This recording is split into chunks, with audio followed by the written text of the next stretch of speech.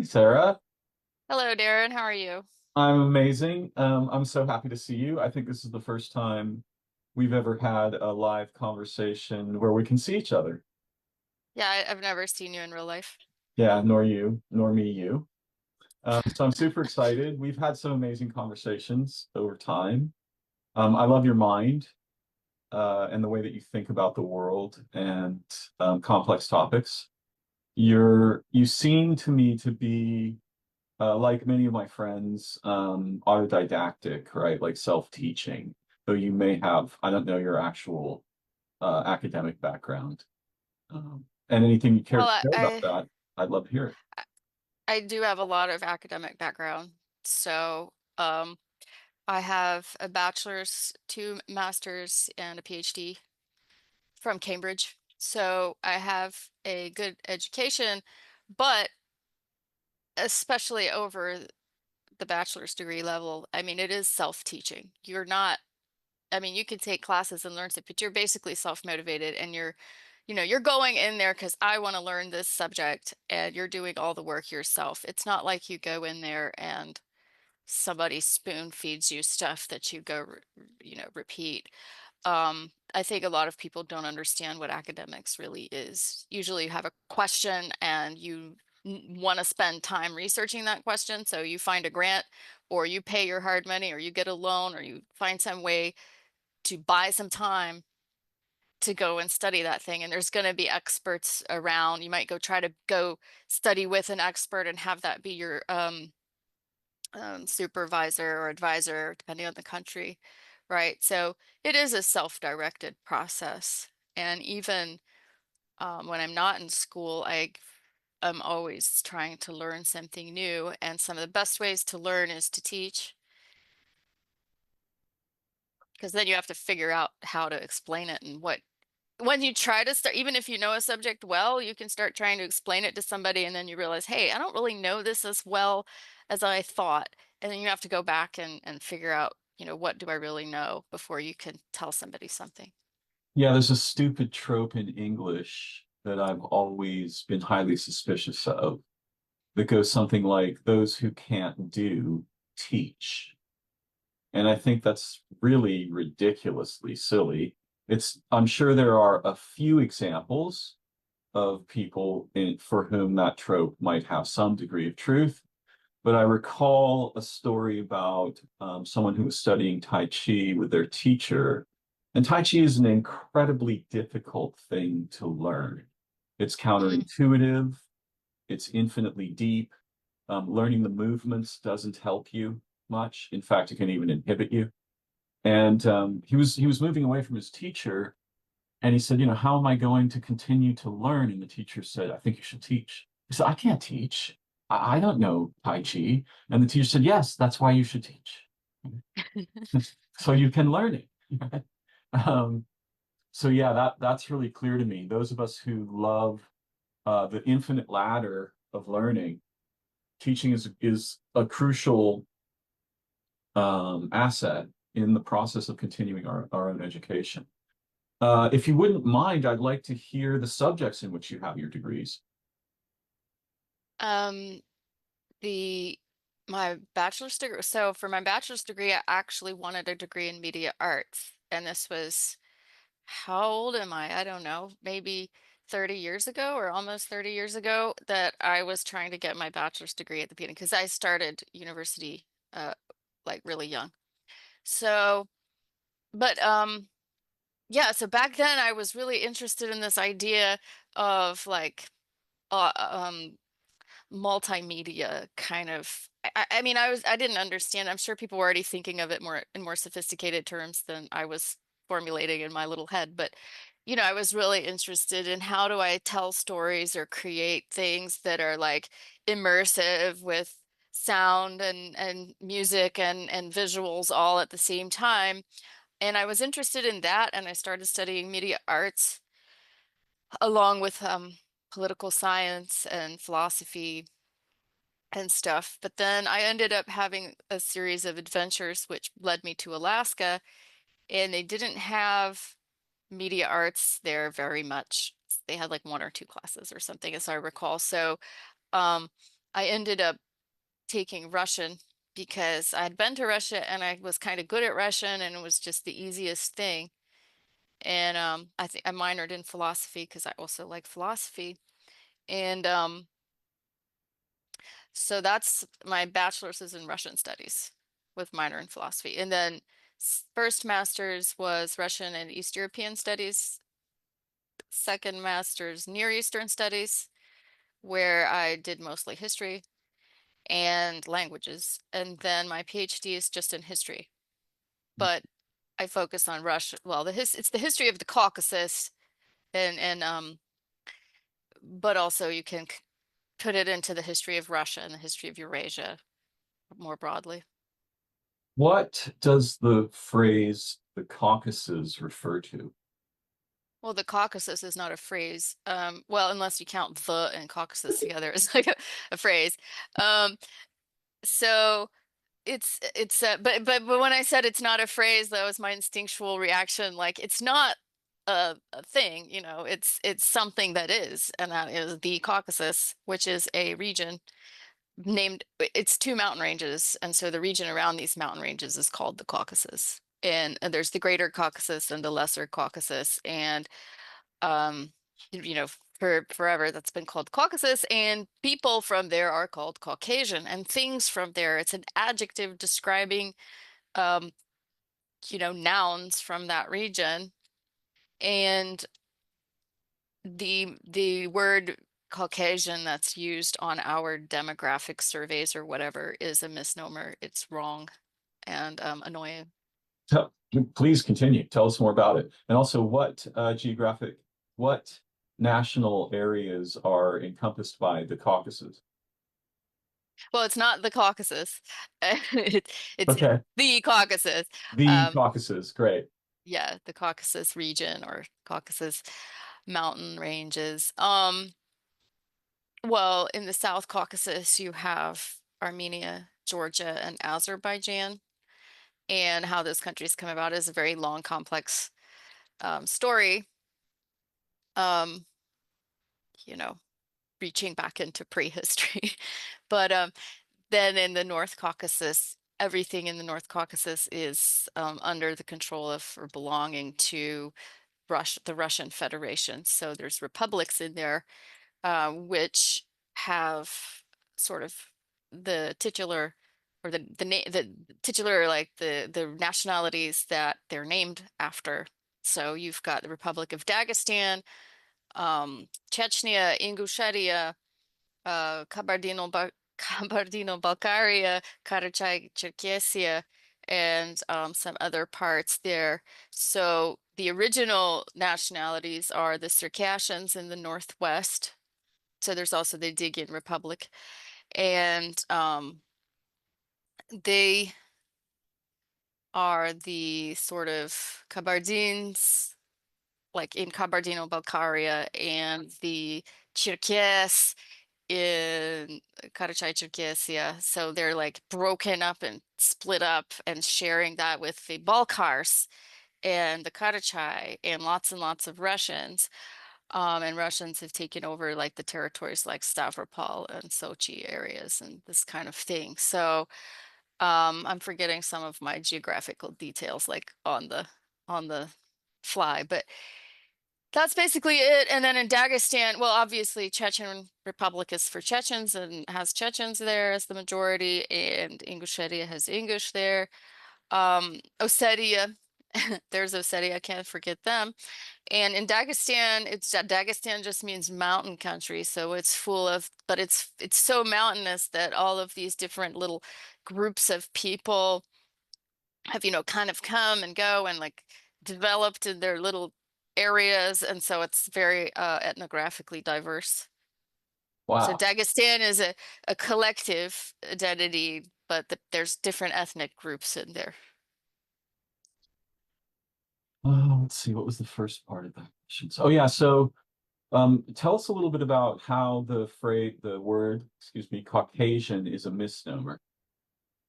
Well, there's some racist German guy studying skull shapes or something, and he found a skull from Georgia, and he thought it was the best, prettiest skull. And he said all of these, this is where white people must have come from. So if you're white, you're Caucasian.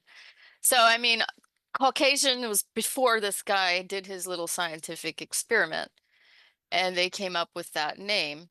So, and then it started, it seemed, as far as I can understand, it seems to emerge from this kind of ridiculous racial theory of the 19th century, or I don't know, whenever he was around, probably the 1800s. Um, that's something you could look up. Um, Now we're using that as a synonym for European, you know, European ethnos, right? But if you want to put it into American racial categories, white, Mm. and it has nothing to do with it because Caucasians and Europeans aren't even, I mean, they're related somewhere down there along the line, but they're different genetic groups. Like, not that we aren't all the same, but you know what I mean? They're not the same. They don't have the exact same ancestry Yeah. um that we do. Yeah, I mean, So, there's vast problems with, and they differ in different places. The only thing I really know about, because I've never been out of the United States, is how it is in the United States. And for us, our relationship with categories is mostly garbage. There's all kinds of garbage in there that have nothing to do with anything reliable. It's almost like we have a lexicon of traditional misinterpretations or something like this.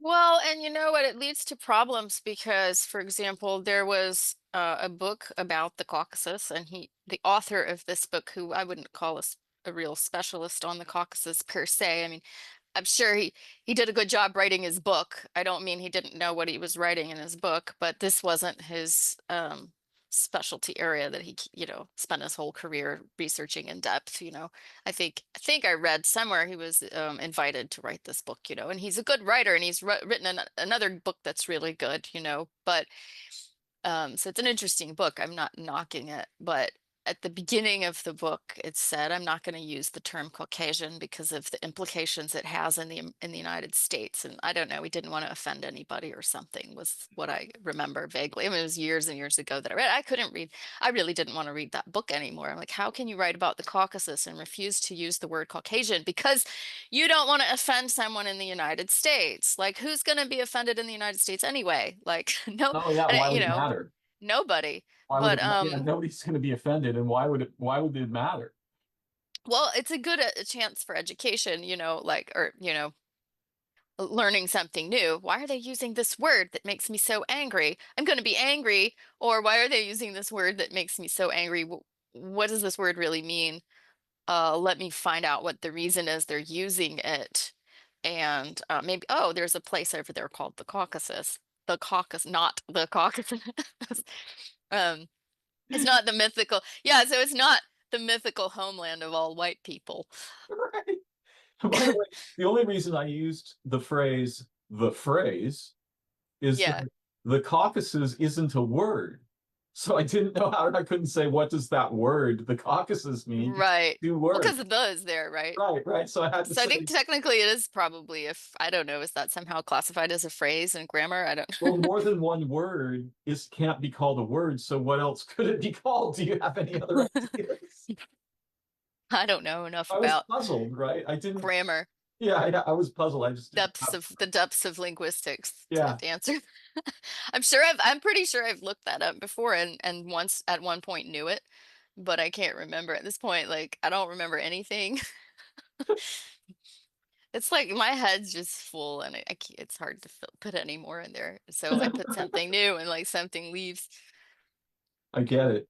Um, I've always been, since we met, and I think we met primarily through social media somehow. I think we have a mutual friend in Alaska. Well, my friend's in Alaska. I don't know if you know where he lives, but he's comments regularly or posted your stuff regularly, and I thought it was interesting and I added it. Um, and then I don't know. sometimes I interacted or something. I think one day you just said, if anybody wants to call and chat, um, let me know. And I was kind of curious to talk to you and, see what kind of person you were.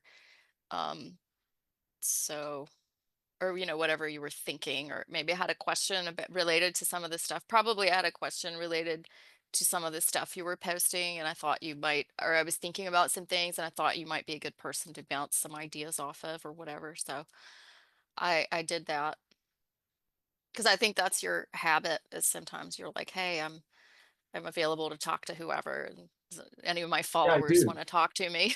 Yeah, I do sometimes just post like, "Hey, anybody out there? Let's have a conversation." Right. Um, So I'm so that was glad it. that resulted in our meeting.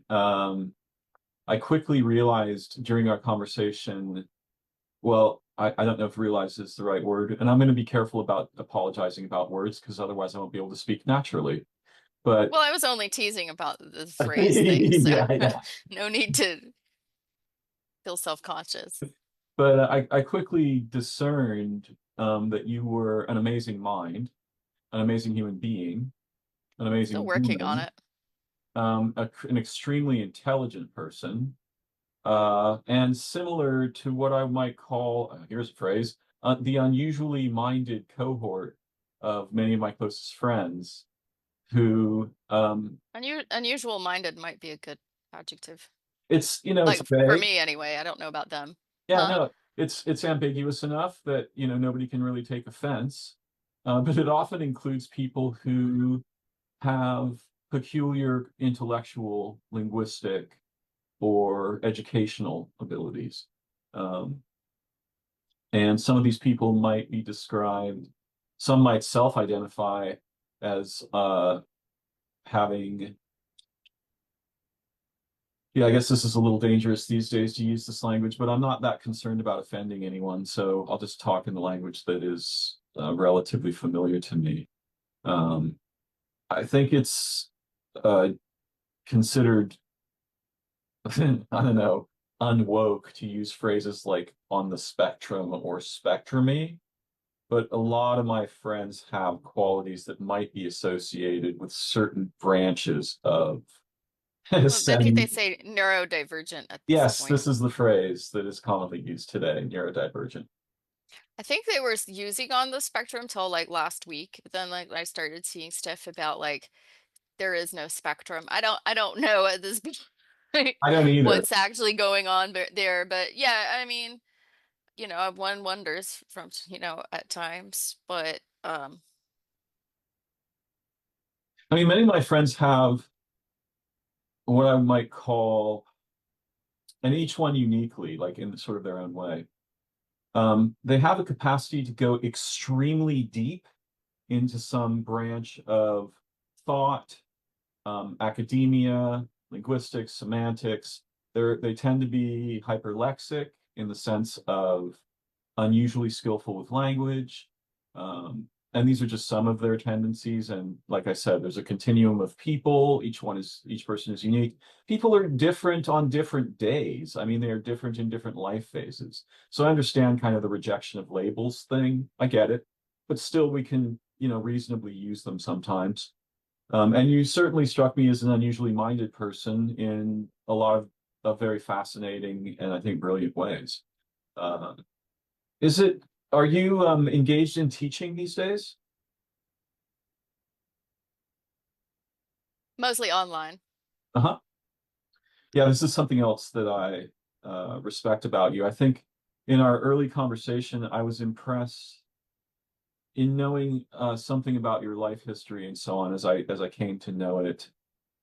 I consider you to have been and still are a very heroic person.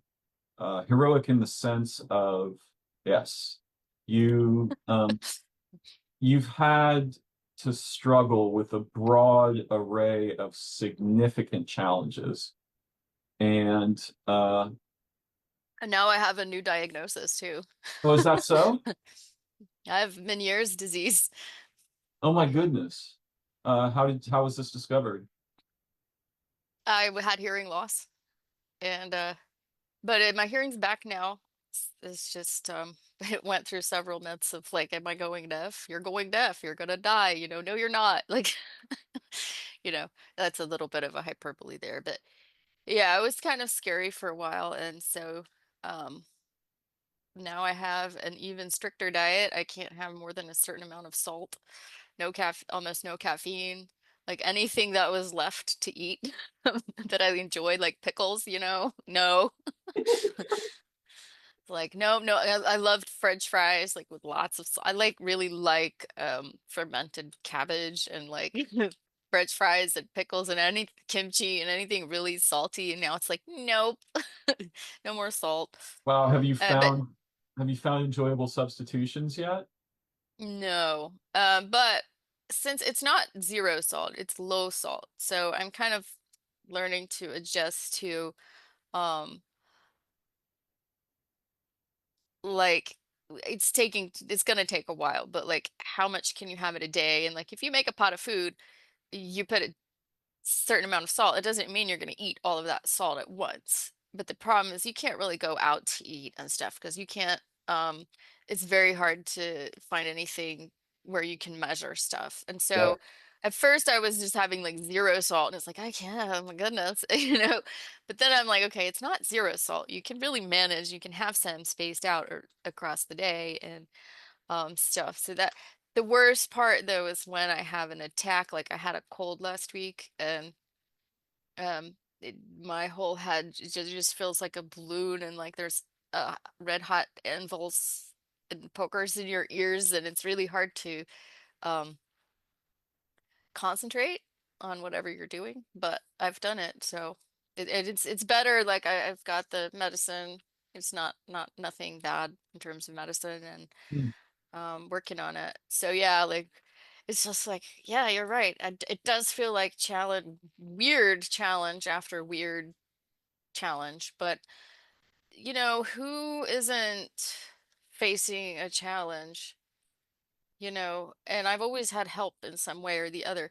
And then there's lots of, not to dismiss the challenges I face or you face or something, but or any of us face. I don't think we should dismiss our individual experiences, but there are people just no house, no clothes. Like there's wars happening everywhere right now.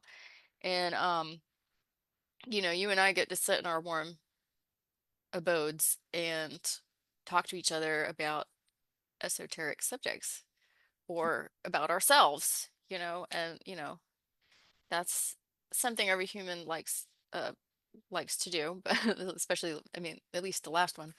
But you would find that happening even in an extreme situation, right? But is my point.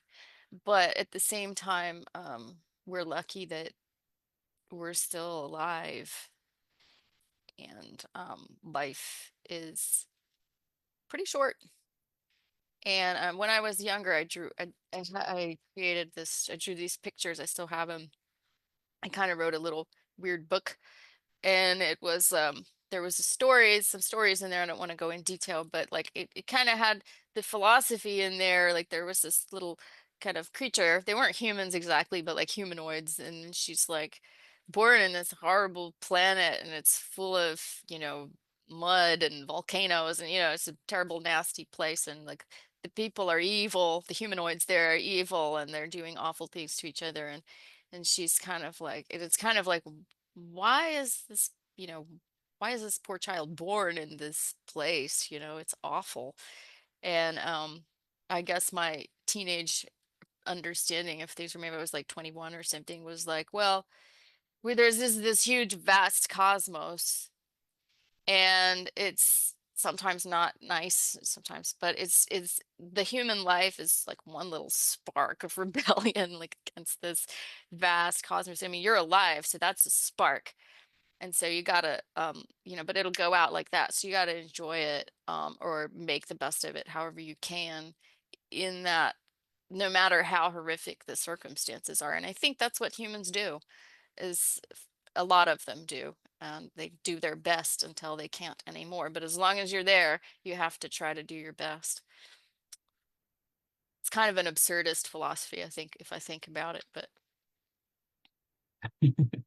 Well, I was profoundly impressed to learn what I've come to know about your life history, particularly as an adult, and your ability to continue to pursue your um, your intellectual, academic, and philosophical uh, brilliance, actually. Um, yeah, I was because I mean, I've faced challenges in my own life, and it can be disingenuous to compare challenges with other people. But compared to what you faced, even some of the really difficult stuff I've faced seems relatively modest. And so that's part of why I think of you as heroic. Um, and you just like no matter what the hell you're facing, you're very tenacious, and that's something I respect and honor.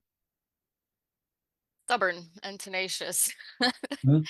But you know, you have to be to stay alive. So I'd like to ask you some questions, a few questions about your childhood.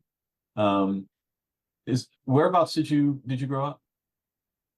I grew up in a place called, well, I was born in Boston because my father, who was from North Carolina, he was born in Atlanta, but grew up in North Carolina. He wanted to study guitar at Berklee College of Music. So I was born while my father was there. So I have no real connection with Boston except for that I was born there while my dad was pursuing, an education in music and guitar. And he fortunately still plays guitar and bass very well. He's still in a band, but he had a different kind of career professionally, but then pursuing his um, funk band career that would have possibly gone well because he was really good. The band was good, but he ended up being responsible and taking care of the family instead of pursuing a music career. So thankfully, he can still enjoy that, Mm. regularly. And so I was raised. We were living in Charlotte when I was younger, but then Charlotte's in North Carolina, and then Mhm. he moved us out to the country in a place called Indian Land, South Carolina. And Indian Land of my childhood is this idyllic place. Um, it was beautiful. I just played in the trees and the woods all the time, and there was a creek and kind of a big hill that was like a little mountain, tiny mountain, for a kid. It was like almost like the cliffs, and I had a really nice dog, and I had another dog and some cats that were outside, and they were just I don't know. I just spent a lot pretending I was like a rebel fighter or like walking around in the woods all the time. Like there was like an old shed or things, so I pretend I was partisan and mostly by myself, but sometimes with my brothers or the neighbor kid or something, or friends from church would come over that I didn't really like very much, but I would have to play with them. Mhm. They just didn't like playing in the woods that much, they were like prissy and catty. But so yeah, that was really nice. It was really ideal. Um, So yeah, Indian Land was really wonderful place to grow up, but my dad moved away later on to somewhere else. um, did your mother and father stay together? No, but for most of my childhood, yes. But by the time I was probably 15 or 16, they divorced. Or no, they divorced when I was probably 20, but I don't know what happened in my late teenage years. I don't remember. I Hmm. left home very young. At what age? Probably, I don't know. Um, not maybe not that young. I think I went to Moscow when I was 18, and then I came back and went to New Orleans and Florida and traveled around, and I tried to start school again because I dropped out several times from college. I guess the second time I went back to college at USC Columbia, and then I left there and went up to Alaska after a stop in Denver. And so, like, in that whole chaotic time, I think that I don't know if they were married or not at that point. I don't remember the timeline there.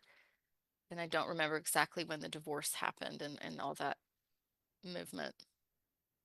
Yeah, I think leaving home early is something we have in common. I think we've talked about that some previously because I left home when I was 14. Um, I'm curious No, about that's significantly younger. What did you why did you well, I don't know if you want to talk about it, but fine. why did you leave home when you were 14? Yeah, and by the way, you can ask me questions too, right? This is a conversation, Okay. not just one-sided. Good. And I'm pretty open. If there's something I don't want to talk about, I'll say, but it's very few things that are like that for me. So how to tell this story. So I was like a high performing student in elementary school. So I was like straight A student. I was with the smart kids, right? They were my cohort. But between so sixth grade is the end of elementary school, then you have middle school where I lived anyway, which is seventh and eighth grade, and then you have high school, which is 9, 10, 11, 12. And in the summer, probably around the end of sixth grade, a lot of things changed. My parents had been in the process of separating.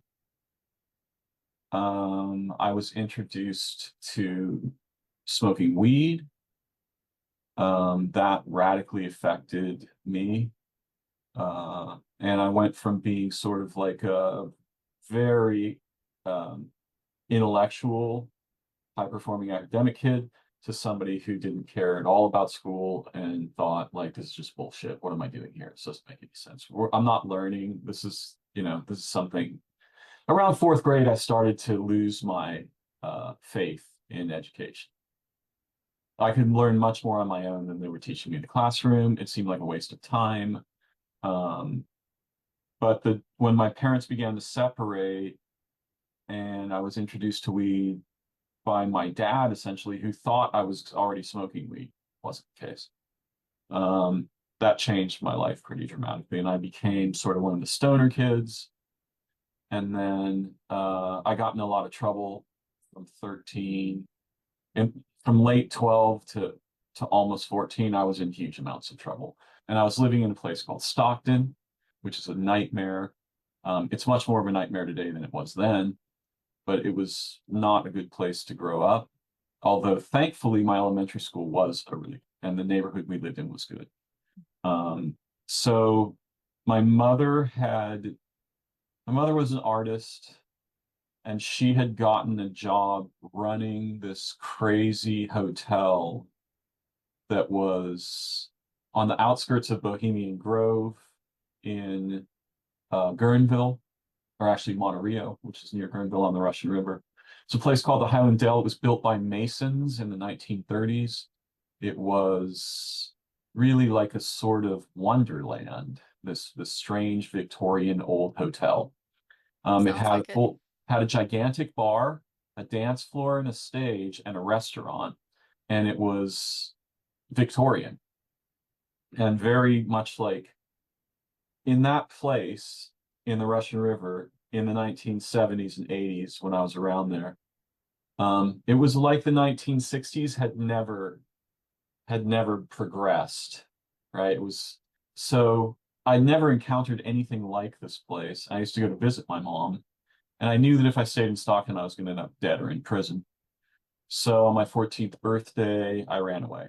Had sleeping bag, fishing pole, jar of peanut butter, a loaf of bread, a vial of hash oil, and a couple of books. Um, and I just hit the road. That's about like my story. I just took a few things. I had $100 or something and like a credit card that I didn't want to use, you know what I mean? And a bus ticket. And I just went west. I'm going west. I had bought a ticket to Portland and there was a young man on the bus who had just got discharged from the army or something like honorable discharge. He just ended his time in the army and he was going to stay with this girl named Ava, young woman named Ava. And when he found out my story, now this was a young man devoted to his girlfriend. I think he was going to get married and stuff. So there was nothing there but just benevolence. and he got real worried about me. And he said, okay, you know what? I'm going to call my friend Ava and see if you can come, if I can take you to her. And he was going to rent a room from her. But he convinced her to let me stay there at least a night, and maybe she'd let me rent the space on the couch. And so that night, I don't know, I did the dishes really well or something. And then she said, you know what, you're cool. You can stay on my couch. And I lived there for a few months on her couch and got a job at a bank and stuff. So, um, or like temp, so it was really just lucky. But it was also just me also being sociable. So being sociable can get you in trouble on a bus. It can also save your life potentially on a bus. I could have been easily in Portland and homeless with nowhere to go. I mean, I wouldn't have known even where to look probably. Um, so what happened to you when you left at 14 with your jar of peanut butter? Because it sounds like I didn't have too much of a rough time when I set out, right? I immediately got um, helped and immediately found a place and a job and saved my money and moved up to Alaska. And I was already back in school, I was safe. But 14-year-old boy with, I don't know, did you say a fishing rod and some peanut I butter? had a Doesn't. skateboard. I also had a skateboard. Okay, so how did you survive that? So I got up early in the morning on the day after my birthday, and I left the hotel on my skateboard, and I skated around in this weird Monterey area, and I found a little sort of there's a couple of roads that lead out toward the ocean, and one of them's kind of on the inside of Monterey and goes on one side of the river, and the other is, I think, Highway 12 and goes on the outside of the river. And I went on the inside and I found a little area of cottages. And on the outside of that area, near the river itself, there was this huge bramble, like a dome of brush. And there was a tunnel into the dome. And in the inside of the tunnel, there was like a little clearing deep inside this thing, sort of like a tent or a cave, but made out of plants. Yeah, I seen those when I was a kid in like in the woods around my yard, and at the edge of my yard we had these magnificent little tunnels and tents of blackberries and Yeah, trees. it was probably a blackberry bramble. So I stashed my stuff in there, and I took my skateboard and I started just skating out towards this place called Duncan's Mills. And I sort of, I think I knew that one of the guys that worked for my mom, who um, I was really impressed with, he was an Italian guy. His name was Joe Del Judas, and he was a cook and a guitar player and hilariously comedic. And he cooked for the Highland Dell, and he had learned to cook in New Orleans. And I was quite taken with him. So I skated. I knew that he lived somewhere in this place called Duncan's Mills. I knew the vaguely what direction that was in. So I skated out to Duncan's Mills, and I immediately found his house. Um, and I went there and I told him what was going on. He was like, "Oh, you can't stay outside. You got it." Like, so they had this little garage on the side of the house, and a woman and her daughter were living in that garage, and they were sort of renting it to them. And so they were like, okay, you can stay with them at least for now. And then eventually they moved me in the house. There was this tiny little cubby hole above one of the closets at the roof level. So I had sort of my own room, but it was very small. Um, and I lived there for about the first 5, 6 months of being a runaway. Did you work? No. Um, Now, when I left, I was an adult. I was not a runaway, but I yeah, was, you I you was, were a runaway for sure. yeah, in Um, fact, I think I have a photograph. Let's see if I can find this just for historical value here. So I probably can. I have a photograph of me at that time. Let's see, where is my... So, yeah, I stayed with Joe in the beginning. Uh, and they try, like my mom was sort of involved. She knew where I was. So this is me just before I came home off the street. Right.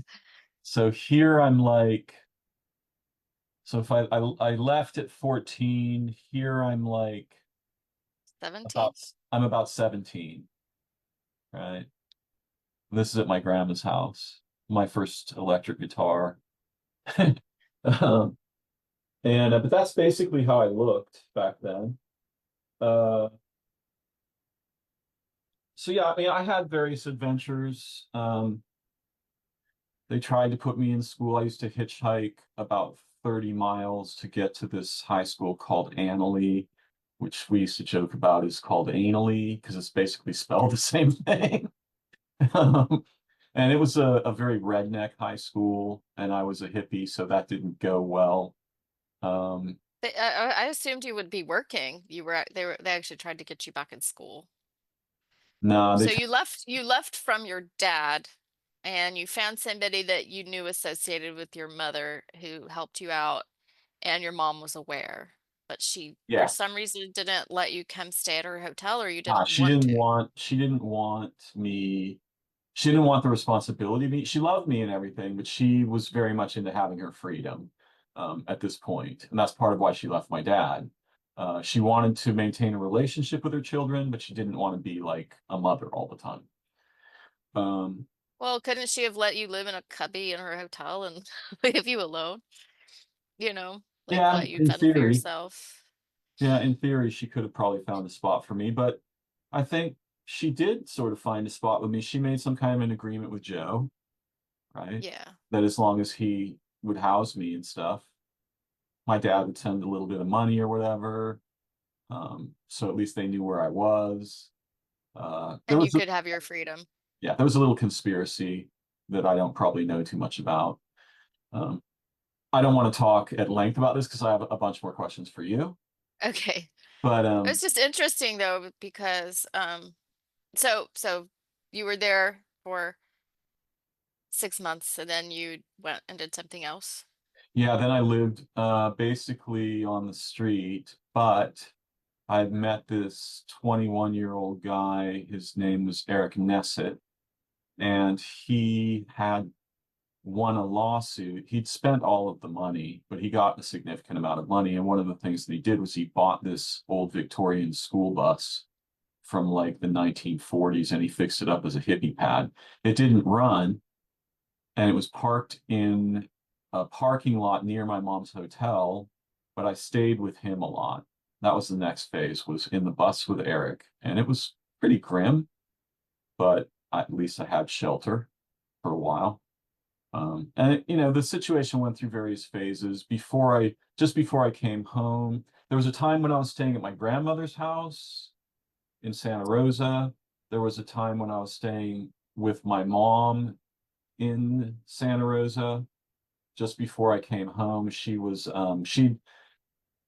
left the Highlandale and had gotten a job as a billboard saleswoman for 3M. And I lived with her for a little while. I picked up the guitar at a hippie school called Nonesuch that was out in the woods. It was amazing, that place, just incredible, and crazy, like really like something out of a novel. Over. Okay, So so we can go where, well, what happened when you went back to your dad's? Like how did you find a like a career or educational path or um, I'm happy to talk about that stuff, but I have questions I want to ask you before I lose my thread. So okay. when you were young, um, I'm actually going to restart because I'm going to be cutting. I now have to think about what to cut and how to get continuity, which I normally don't have to think about in a video, but I can do it. So I'm curious about, as a child, were there specific stories or people that were profoundly influential on you thinking about your how you wanted to become, who you wanted to become, what you wanted to do, how you wanted to be as an adult? Any particular stories, media, music, or people that you found inspiring as a child? Not sure about that. I had a pretty traumatic childhood.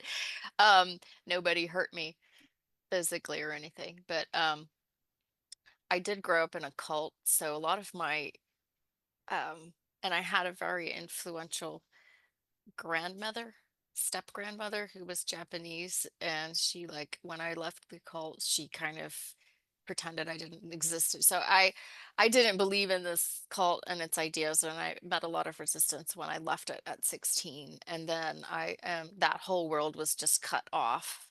And so I think I spent some years figuring out what's going on in the world after that. You know what I mean? I had to um find my own path. So I basically rejected everything that I had been told as a child.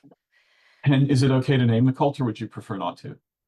No, you can't. Yeah, it's not one of the weirdest ones. It's one of the ones that people say, that's not a cult. They're just really nice people. You don't know what you're talking about. It's the Jehovah's Witnesses. Oh, huh. Wow. And that's definitely a cult, and it's Yeah, definitely evil. And evil doesn't always wear an ugly face. You right. know, they're very good at and a lot of the people, well, I used to go to I went to two main church. Well, I went to three churches now. The first church, well, they're called Kingdom Halls. So the first one, they were always kind to me. This was an interesting Kingdom Hall with now I was very young, you know, and they had so I'm basically a regular, not Caucasian, but white kid, and nothing special there in that, just lower middle class or kind of moving into middle class white kid in the country near a big city. And the only interesting thing, well, I liked Indian Land. I liked the school I went to, but I find Indian Land interesting, like symbolically, because everything's Indian Land, wasn't it? And at least I lived in the most honest, place in the country. Um, The but most honestly named place. yeah, Uh-huh. that's what I meant to say.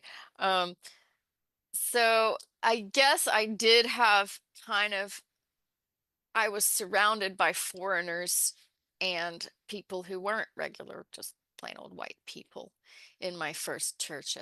I'm using the word church, although that's not the right word. It's just easier to say than Kingdom Hall. In my first church, um, there was the Bulgarian lady and the Polish people and the lots of African Americans, so black people, and my grandmother was Japanese with her Japanese friends, and there was a lot of and there was this Hebrew guy, not Hebrew, I don't know, he spoke Hebrew, he was trying to teach me Hebrew or something.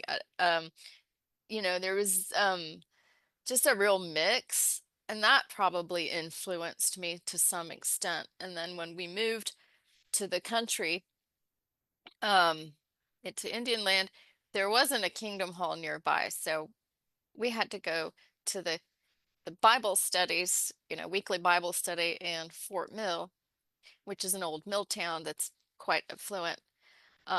It became quite affluent, but in those days, there's lots of um, people who are descendants of mill workers living there or whatever. And so I would go to this meeting with this really poor black family, and everybody there was all these poor African Americans, and they were old, and they had a distinct smell, like of whatever they're, something different, it was all different, and they were so, so, so kind.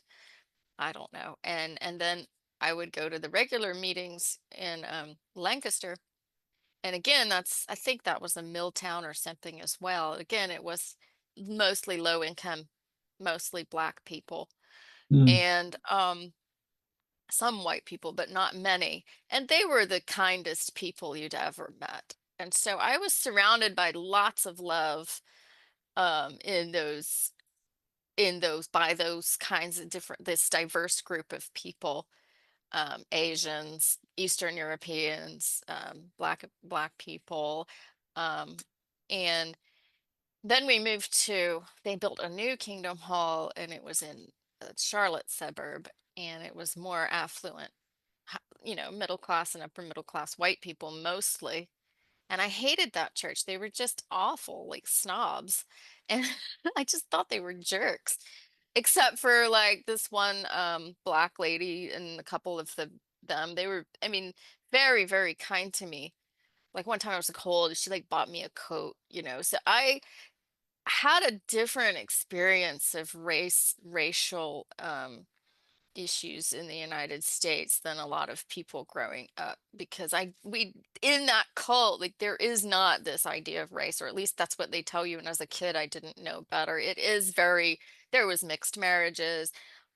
There was there I never noticed anything in terms, you had leaders that were black, you had leaders that were white. It just Mm. didn't matter as long as you were a man. And so I did probably have, we had a German friends around that time, and I think they were ended up being scammers, not of us, but something like in their, that's how they made money. But he had a Filipino wife and he was Germany, and I remember them telling my mother, "Your daughter is not a normal American. She seems European."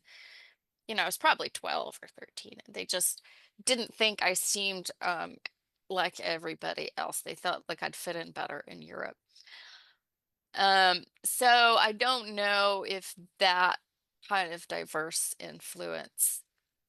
Um, and when I left the cult and I started talking to people outside of it, I'm learning the whole world over again. Um, and quite innocent about things. And then I realized, oh, racism isn't over. Like these people still have bad experiences. And I had to learn that pretty quick. And like they were like, we're going to Martin Luther King Day parade or something. I go, why would you need to do that? Isn't everything fine? No, it's not. So or people would talk to me about how they felt discriminated in certain situations or whatever. So I learned that it wasn't it wasn't this cozy world of the cult out there. But I wonder, it's, if you want to ask like what influenced me, did it happen like that? I had such a diverse group of people around me that I wanted to go travel around the world, like, that I saw the world as a bigger place, or I was really interested in languages already even as a kid. Like I wanted my grandmother to teach me Japanese, I wanted this guy at church to teach me Hebrew, but I didn't really follow through with any of those. But I was already interested in like, hey, let's learn another language. These people are nice, they're from Poland, what's Poland? So who are all these people out there, and what are all these different cultures and languages? I didn't have a tremendous amount of exposure, but I would have had more than some other kids I grew up with.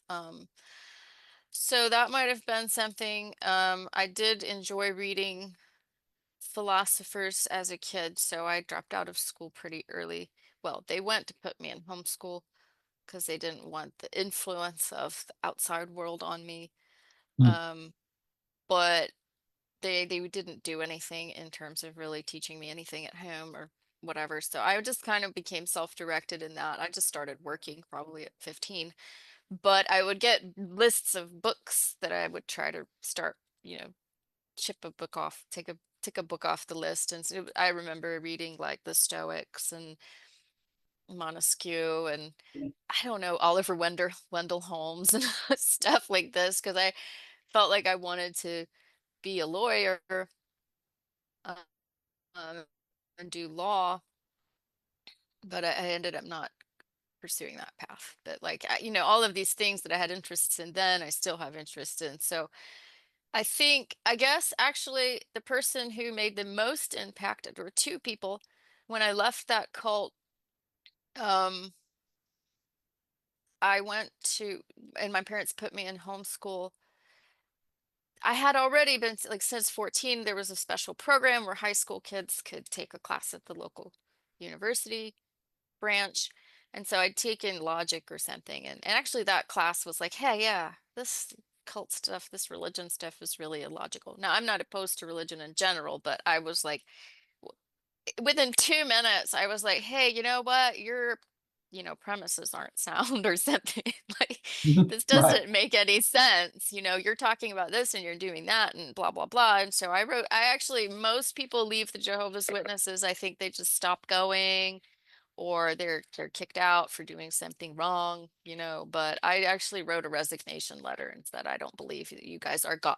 That I don't believe that this religion contains The truth.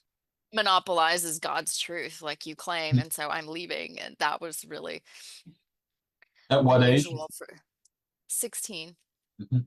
Um, and so, I did the formal resignation and I left. And so when they put me in, but before that, they'd put me in homeschool and I was taking this class at the college, and the professor there of philosophy, he ended up becoming the dean and having a great career. He's recently retired. Yeah, I still remember them, but he somehow said, you can't just, why don't you just take more classes? And he actually got me in school full time through the back door. I didn't, until the administration found out I was taking like 5 classes or four classes or whatever. They're like, you can't do that. Like, she needs to take the SAT or the GRE or something. So I had to go take the SAT and get my like general GED, not GRE, GED. And after I got my they saw my SAT results and they were like, okay, she can stay, because apparently the joke was that, I guess it was a joke. Um, it brought the whole school average of the SAT average up a couple points. Right. So they let me stay. So that I had various conversations with that philosophy professor and took a couple of his classes, and I'd go visit him in his office from time to time and we'd chat, and so I think he had, said various things that probably influenced me a great deal. Once in a, I don't remember. I remember one thing particularly. It was about religion. I had decided I'd be an atheist after leaving the cult, and he said, um, well, maybe there is a God, or I don't know what he said. And I was like, huh, well, he's Catholic, but well, if he's a very smart person, and if he thinks that there might be the chance, maybe I'll give some consideration to the fact that, so it wasn't about religion as much as about like, is this a material universe or is there some spirituality behind it? Is it just matter? Because I was like, okay, it's just matter. This is all nonsense. I was like, is it really just matter? Is there something behind that? And so I opened myself up to, I was like, all right, I'll just observe and I'll watch and I'll see. And so since then I've been observing and watching, and that helped open my mind to have different interpretations of reality than I did when I was 16. So he was influential, not only in setting me on the path of academics, but also helping me just in to keep an open mind about the nature of reality. Mhm. And I met him years later when I was visiting the United States, and we had lunch. I told him that story, and he didn't remember it. He said, "Oh, I was probably messing with you." Like he was like, "I don't know. I didn't. That wasn't me trying to influence you in any way." Like, he couldn't believe he'd said it. And there was Hmm. another professor there. But sometimes those casual remarks are things that can really get somebody's brain going in one direction or another. And then there was another professor who was a history professor, and we were great friends. I mean, we were great friends, and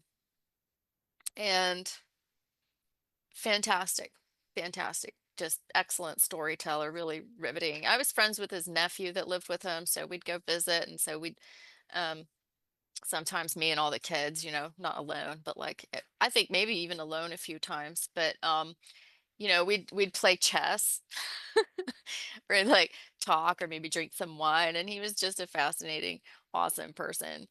And so I did have after that other academics, mostly men, but some women that they were always good mentors and supporters and, just honorable people. And so I have had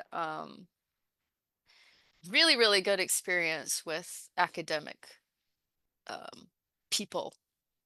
I don't have these horror stories of all these horrible people doing awful things in academia. Everywhere I went, people wouldn't want to take me serious at first. Not everywhere, but many places they did. Who's this crazy person, But then by the end of my time there, I'd found had been a mentor that'd look out for me, or um, they would decide that they had been mistaken in their impressions at the beginning. And I've had a marvelous time in graduate school most of my life.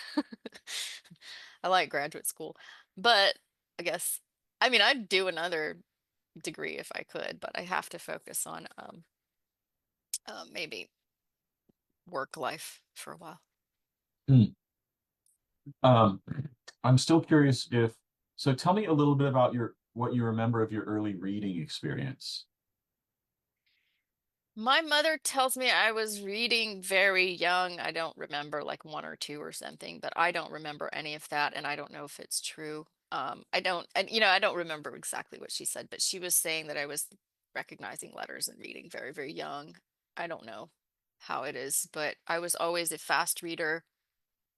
Um, Probably in first grade, maybe it was first or second grade when I moved to Indian land. I remember they had these little um you might remember I don't know if they had them when you were a kid. I don't know if it was just when I was a kid because we're a decade or two apart, I think. But because I was a young child in the 80s Uh-huh. and an older child in the 90s. So they we had these like weekly readers or something. Hmm. It's kind of little pamphlets or little brochures that are a couple pages, and you'd have to read it and then answer some questions or something. And I just, and then the teachers would get mad at me, like, you're not reading it. And my son's like that too. He reads so fast. I'm like, you're not reading it. And I don't think he does completely read it. This is but he does. If you ask him questions, he's comprehended what he's read. And so they would ask me, then I did the test and I passed, and they were shocked, and they're like, okay, she can read really fast. So the whole, they didn't believe I could read as fast as I could. Yeah, this is part of this is a similar aspect of my own history. I think you were probably even more precocious than I was, but I don't know. I think so, but I was terribly precocious when I was a kid. So I mean, I'll share a brief story. Um, when I was a kid, what we would read in kindergarten was Fun with Dick and Jane, right? So See Jane I think I've Run. heard of that. Yeah. Yeah, See Jane I Run. didn't read them though. There's a film called that. But See Jane Run, Dick has ball, Dick throws ball for a dog, dog gets ball, kind of thing, right? Yeah. So Mrs. Rounds, my kindergarten teacher, I was super excited to go to school. She called my mom in for a parent teacher conference. And this is a story my mom told me. And she said, I'm sorry, Mrs. So and so, but I'm sorry to tell you this, but Darren has a learning disability. My mom's like, oh, really? How did you discover this? And she said, well, in the reading part of class, he doesn't pay any attention. Seems like he's off in another universe. I don't think he. Dog chases ball. It's just Right, like, kill me exactly. now. Yeah, the other kids are going like, dog. Not to cast shade on them, right? They're children. It's okay. Everybody's Um, different. so my mom said, Darren's reading 2001: A Space Odyssey at home by Arthur C. Clarke. My husband and I are having trouble understanding that book. Have you read any Arthur C. Clarke? So I was reading science fiction novels by the time I was in kindergarten. Yeah, I don't think I was doing that. I really don't. So I think if we want to play the who's more precocious, I think you win. Well, there could be some modest exaggeration in my story or my memory. I'm Italian, and we have a problem with hyperbolizing things, so you know. But yeah, I think I only learned this word hyperlexic from one of my unusually minded friends pretty recently, and it seems like Hmm. you and your son, are clearly hyperlexic. Um, so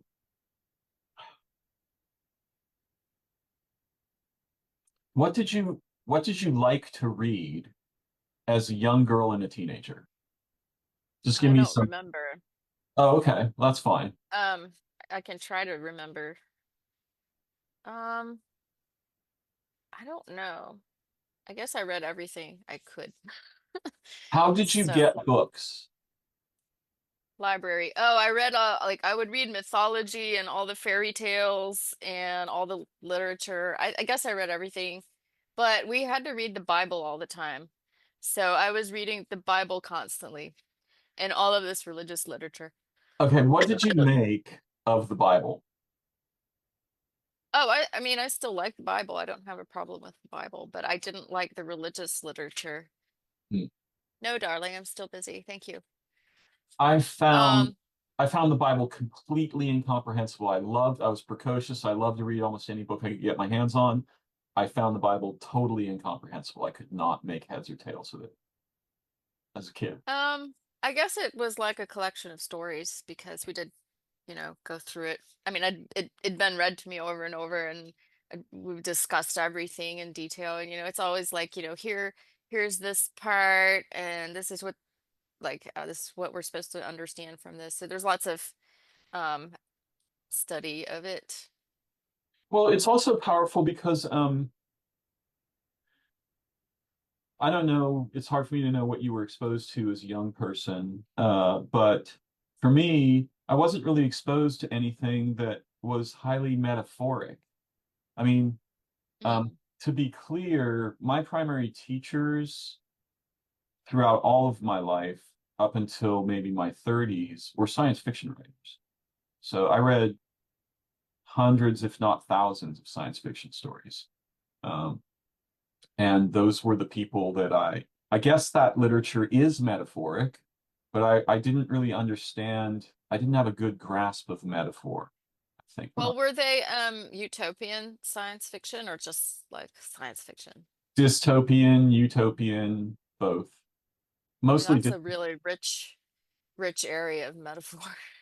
it is. It is. But I understood it as a sort of a view from above and a view from beyond of what the humans usually think and do. So these people seem to me like prophets, right? Or really insightful, intelligent humans, way more insightful and intelligent than most of the people I was ever around. There is something that I'll mention, though, from my childhood that's important, which is around the time I was 8, my mother started to go to feminist meetings, the National Organization of Women. And she would take me to those meetings. I used to read Ms. Magazine. She would bring it home. And this was actually my first exposure to intelligent adults. In those meetings, there were intellectuals. There were people who were philosophically sophisticated. Women were philosophically sophisticated. Well, There, women are people. yes, no, but I mean, there weren't any men, is what I'm trying to say. Um, Oh, at the feminist meeting, right. I was they the didn't let only. men go. No, they let me go until I reached a certain age, at which point there was a big controversy and I couldn't go anymore, Mm. which was about 12. Um, Oh, but pretty young. but those women were the first truly intelligent human beings that I ever was able to be around, and I was absolutely adoring of them. I wanted to be with them all the time, because the other people that I was mostly around were not particularly smart. Well, you So get bored. yeah, especially if you're precocious. That's my point. Like you're bored out of your mind. Well, I wasn't particularly bored with interacting with other people, but a lot of times they and nobody really picked on me particularly either, but like I have to say my kids at my school were very kind, you know. Mine too, mostly. At least that was my experience. Everybody was nice to me. Maybe they didn't pay that much attention, but nobody was mean, I was, and they're all complimentary. But you and so there I was probably interested enough in social things to not be that bored just because I didn't have someone to talk about, I don't know, Plato with or something. But you end up being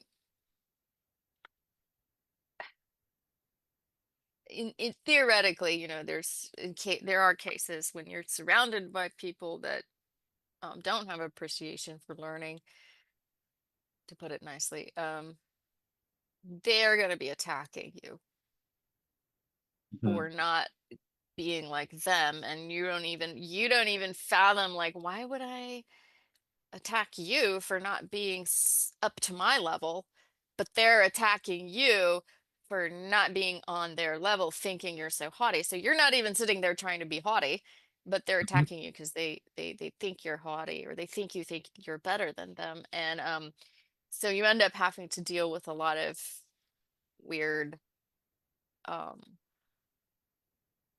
I most of the time I didn't notice it, you know what I mean? So not paying attention, but like you can I read a book once that explained it really well. And again, I've never had an IQ test. I don't know if I have a very high IQ or not. I don't know. And it doesn't really matter. But if you're putting students in special education that have a low IQ, there's certain, you know, percentage that, I don't know, 10 or 20 off from regular average. Well, if you're putting people with 30 off average or something like this, they get special classes. But if you get people with 30 above, you're putting them into the mass and expecting them to perform, and not only perform at the same level academically with all of them when you're bored out of your mind with like the topic or whatever, it's like that's partly probably why I was just started going crazy in high school. It was just like you know there was no academic challenge at some point, and so then I just started paying attention to everything else. Parents take me out of school, then I'm in college and I excelled in college, but um there not only that, but like in many cases, I'm not saying this happened to me at my school, but there you have a situation where that precocious child is supposed to function in that average child setting, where the average children are going to be not liking them or treating them differently, and oftentimes treating them badly. And then when the precocious child goes and complains to some adult or something, well, you're so smart, you should be able to handle them.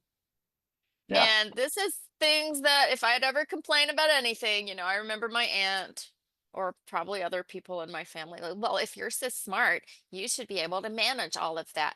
It's like, no, there's like 50 of them. I don't know what they're upset about, you know, and I don't know what's going on here. It is not my job to be so smart to manipulate everybody socially when I really want to read a book, or Right. whatever. So I don't, and then that school experience then sort of translates or ends up being kind of repeated or something in I wouldn't say it's because of the school experience being, but you find similar analogous situations for adults in, out in the Of course. Yeah. real world. And it's not fair but that's I don't like saying it's not fair, but I mean it's kind of skewed or it's not logical to expect. If you don't expect somebody with a lower IQ to function normally in an average environment, you should not expect someone with the same amount of difference, Mhm. higher IQ to function um, well in the average society, because not necessarily because they can't find ways to manage with life, but because they're going to be attacked in different in special ways by people who um don't like them just because they're themselves, and just because they calling them like, you think you're better, you think you're smart.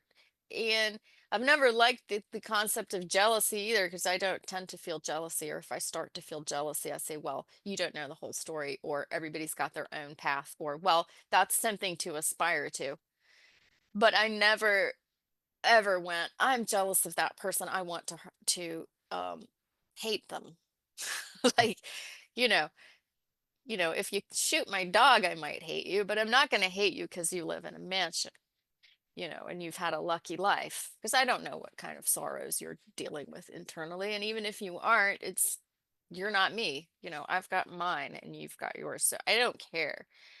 But, there's this crabs in the bucket metaphor or whatever analogy. And there's that kind of thing. So fortunately,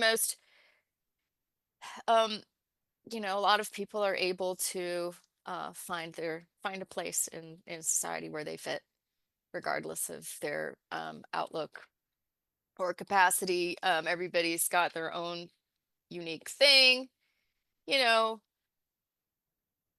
Well, most people, many people, like, you might have an average IQ, but you're a fantastic creative carpenter, or you know what I mean. So it doesn't necessarily I wouldn't ever say one makes that matters that much. Everybody's going to find everybody's a unique composition, and if they can self-actualize, if they can, I just remembered I actually have a camera that I use. That's why it always looks better. But I guess it's okay now. It's just my laptop computer camera. But everybody's got something they can contribute if they're if they find a way to self-actualize and self-realize. Not everyone gets that chance for whatever um circumstantial reasons, or whatever internal um, laws they have that prevent them from seeing that they can do that. Whatever injuries they've had or whatever. But everybody can do that. So I don't go around going, I'm better, but I'm always accused of, you think you're so smart.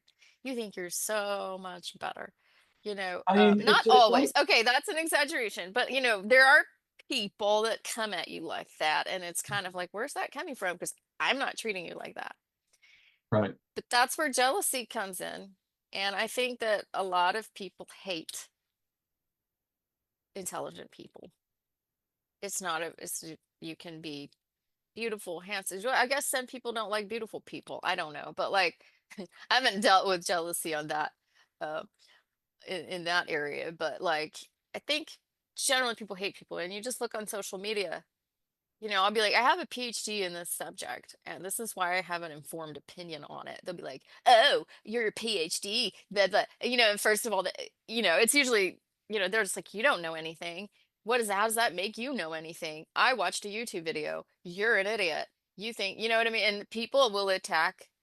I thought when I get a PhD, I'll be able to say I know something, and maybe people will give me a little respect. Certain people might, but most people just tell you you're an idiot. Why should you have a PhD? That makes you stupider, because at least they're smarter than you and they didn't go through all that nonsense.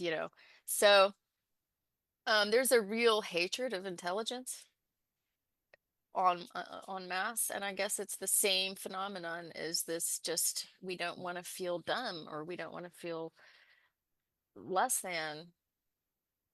Okay, so now I think we're getting into some interesting terrain that I'd like to explore a little more deeply. Um, and I want to sort of make a little note about what you just said there, because I can't speak to how it may be in other countries, but I will say some things about my country, the country I live in, which I don't actually feel like I belong to or belongs to me. It just happens to be where I was born and where I've grown up. It's sort of an accident of fate, if you will. So firstly, when I was a kid in Stockton, in probably the year, let me see, probably 1974, at my elementary school, which was called Tully C. Knowles. A very strange thing occurred. You may have heard the term Men in Black. So Men in Black showed up at our school out of the blue. There were four of them, and they began testing the children over a period of No 2 years. way. Yeah. And they picked out 9 of us, and after the 2 weeks of testing, and I spent a lot of time in those tests, and they were literally like wearing black suits, black hats. In the rooms, they weren't wearing black sunglasses, but outside of the rooms, they were actually just men in black, and they were from the government. That's all we knew, right? They're from the government, yeah, quote unquote. And so they told the principal and the teachers that we 9, which were like kids from 3rd grade to 6th grade in the school, we would be allowed to have a special class, right? This is like you're saying, like, well, maybe the smart people shouldn't have to only be with the regular people, right? So we were, Maybe not.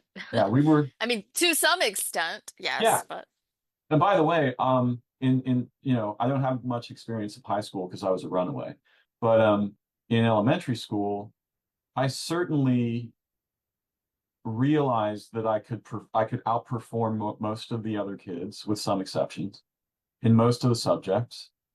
But I didn't lord that over the other kids, and I didn't judge them. I loved right. them. I thought it was amazing to be together with other children. I learned from the unique learning styles of each of the other children. For years, I thought they must all be smarter because it's so easy for them to see simple answers. Like Yeah, this is this and that's that. And I was like, wow, how do you know? You know, because like I'm like, how is it not only thinking a million billion things, you know? right. Exactly. No, I agree. So I didn't feel holier than thou. I knew that I had the capacity to perform very well academically, to radically outperform my grade. But it didn't make me proud, and I didn't get attacked very often. In fact, most of the kids, when they made fun of me, they would make fun of me in kind of a playful and I don't know what the right word is, like positive way. I remember there was, Just teasing. yeah, they would call me the banana brain scientist. This one Asian kid who was quite smart himself, right? He'd be like, "You're the banana brain scientist." Um, Right. and I was Yeah, also, that's not malicious. That's not hurtful. nobody, They're just nobody teasing. really, yeah. So I didn't, there was, there was a little bit of hazing here and there, but it was pretty minor. Um, and there were a bully or two that sort of picked me out because I was fairly popular. Like most of the kids in all the grades liked me because I was friendly and I liked them. And I was kind of charismatic or whatever. But so firstly, I loved the other children. I didn't judge them. It was apparent to me that school was mostly making them dumber and like messing them up. Um, it was like normalizing them, right? Each of the children seemed to have unique forms of intelligence and gifts that weren't sort of in the main curve of what was expected. So those kids got inhibited and made to become normalized. And I saw this. Standardizing I couldn't workers. I couldn't articulate it back then, but I recognized it, and I didn't like that. Um, I think I didn't notice any of that. Like I yeah, but wasn't noticing anybody else suffering, you know. I was just Like, super excited to be with the other kids. It was amazing. I loved them. Also, I was sort of difference-philic. So the kids that were yeah, very unique, I liked them even more. And if they yeah. were from a different ethnicity, I'm ethnophilic. If they have a different ethnicity, Well, it's uh, curiosity, like, oh, what's that different kind of it's not just that. It aspect? almost seemed like it seemed, and this may seem a weird thing to say, but I don't care really. I've never cared much about appearing weird. Um, it seemed like part of me that I had not discovered was alive in them. And so getting to know them was like seeing another aspect of myself. I felt Well, related. that's true because we're all from the same DNA trunk, and so everybody is kind of a, a different version of that. So at your core, it's the same. So you're like, oh, Yeah. this is and it doesn't make not sense. I mean, some of the kids acted in ways that were bigoted or racist or sexist. And there was a lot of that still going on in, middle America in the 70s, particularly a lot of sexism, um, meaning, looking down on women particularly. Um, but no, anyway, that was no part of my thing. So the men in black came and they were like, these kids get to tell the teachers what they want to learn. One day a week, they get to have their own class. They tell the teachers what they want. The teachers will give you money. You bring in whatever these kids want and let them learn whatever they want to study. So we had that for 2 years. But when it first happened, I was in fifth. It was in the beginning of fifth grade for me. So we had that for 2 years at that elementary school. And I don't know. I mean, I like to tell the story because it's mysterious and it's like Men in Black and what was going on. Like, were they grooming us for, you know, something special later or whatever? Um, but it They just, picked one out of you, maybe. yeah, That one, right, exactly. you just don't know about the other ones. One of those girls, Karen Gatiri, she kind of had a crush on me throughout elementary school, and she became like the strategic advisor to the military of Canada, right? Mm, She like, she definitely um earned her excelled. roles. Yeah, she excelled. And a lot of the other kids excelled as well. I didn't particularly because I didn't go on to high school. Um, so yeah, okay. Here's the other thing that I bookmarked about what you were saying earlier. I don't know how it is in other countries, but the education in the United States is horrifically bad. And it is designed to keep the common people stupid. Um, I remember that when I was in my early 20s, I took a junior college class with Richard Speaks at Santa Rosa Junior College, and he was trying to convince me to become a teacher. He thought, I had a gift for this. And I couldn't imagine committing 5 years to something that, I couldn't even imagine if I was going to be alive that long. Like the future didn't seem like the kind of thing I could bet on. So I didn't do it. But he asked me to teach a class with him the next semester, and he set it up so that I could. And we had 90 students. They were mostly white, upper middle class kids between 16 and 27, probably B-ish grade point average, high school graduates. Not bad. Four of them could compose a sentence in English. Four out of 90, right? Maybe the same number could compose a paragraph in English. Well, Uh, now you've got AI and Grammarly and all this stuff just as crutches. sure, but what I want to be clear about is that this is a political agenda in the United States.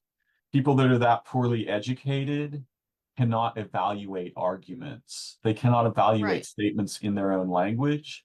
And I think part of what you may have experienced in being attacked for being intelligent, to whatever degree you may have had that experience, Well, is not a lot. It wasn't like the defining feature of my life. On the contrary, for the most part, it's been helpful. I get it.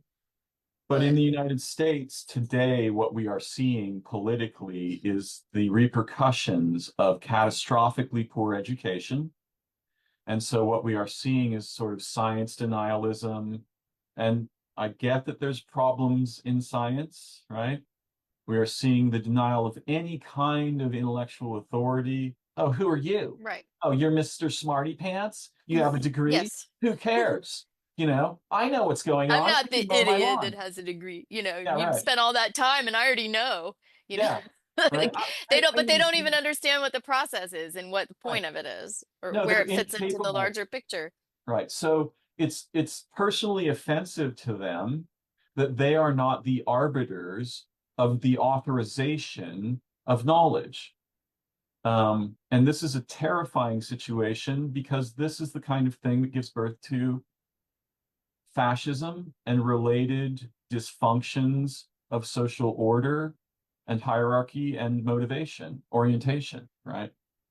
Well, this is definitely not PC, and I'll probably be attacked for it at some point. But like, if you tell a population, um,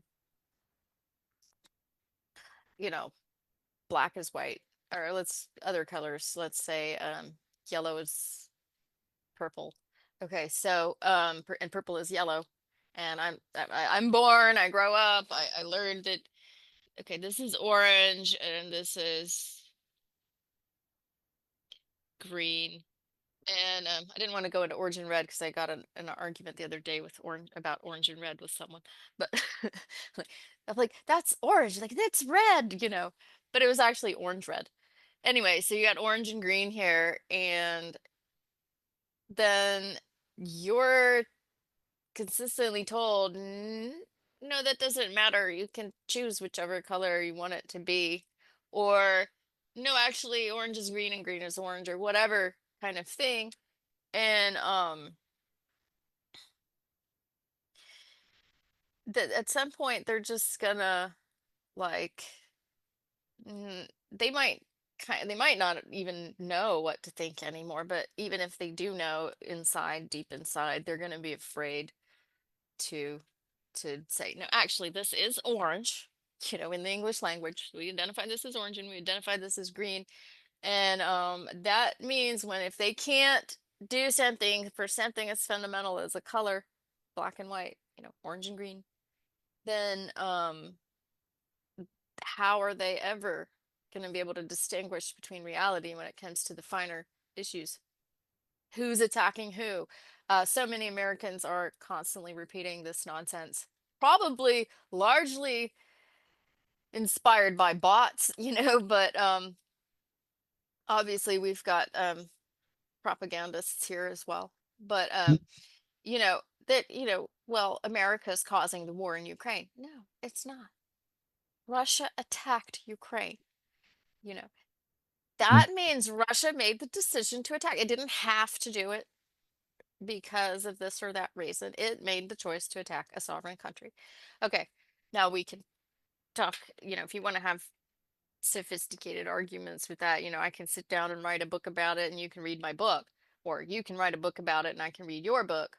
But you know, at this point, you're just having people repeat that, and if you say, hey, that's not actually what happened, they just tell you you're crazy, you know, like online basically is what I'm talking about. But like you can see it in online discourse. You can see it when somebody posts something and you comment on it, somebody's coming back and telling you you're an idiot because obviously Putin's the biggest victim in all of this, you know, and again, a little hyperbole, but Russia's the victim and Putin had to do what he had to do kind of Yeah, I mean argumentation. that argument arises from when I've heard it anyway, what I have heard of it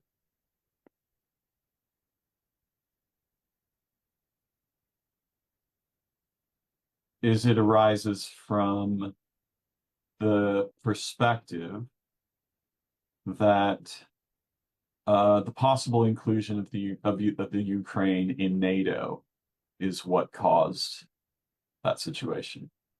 It doesn't matter. NATO is a defensive alliance. It's not an offensive alliance. You know, you're going to have somebody argue against that. But the reason um, Ukraine wasn't, I mean, okay, I'd rather, you know, sit down and double check everything before I start making arguments to this on this topic because it's so sensitive. But um, that is what they're saying, but NATO was not a threat.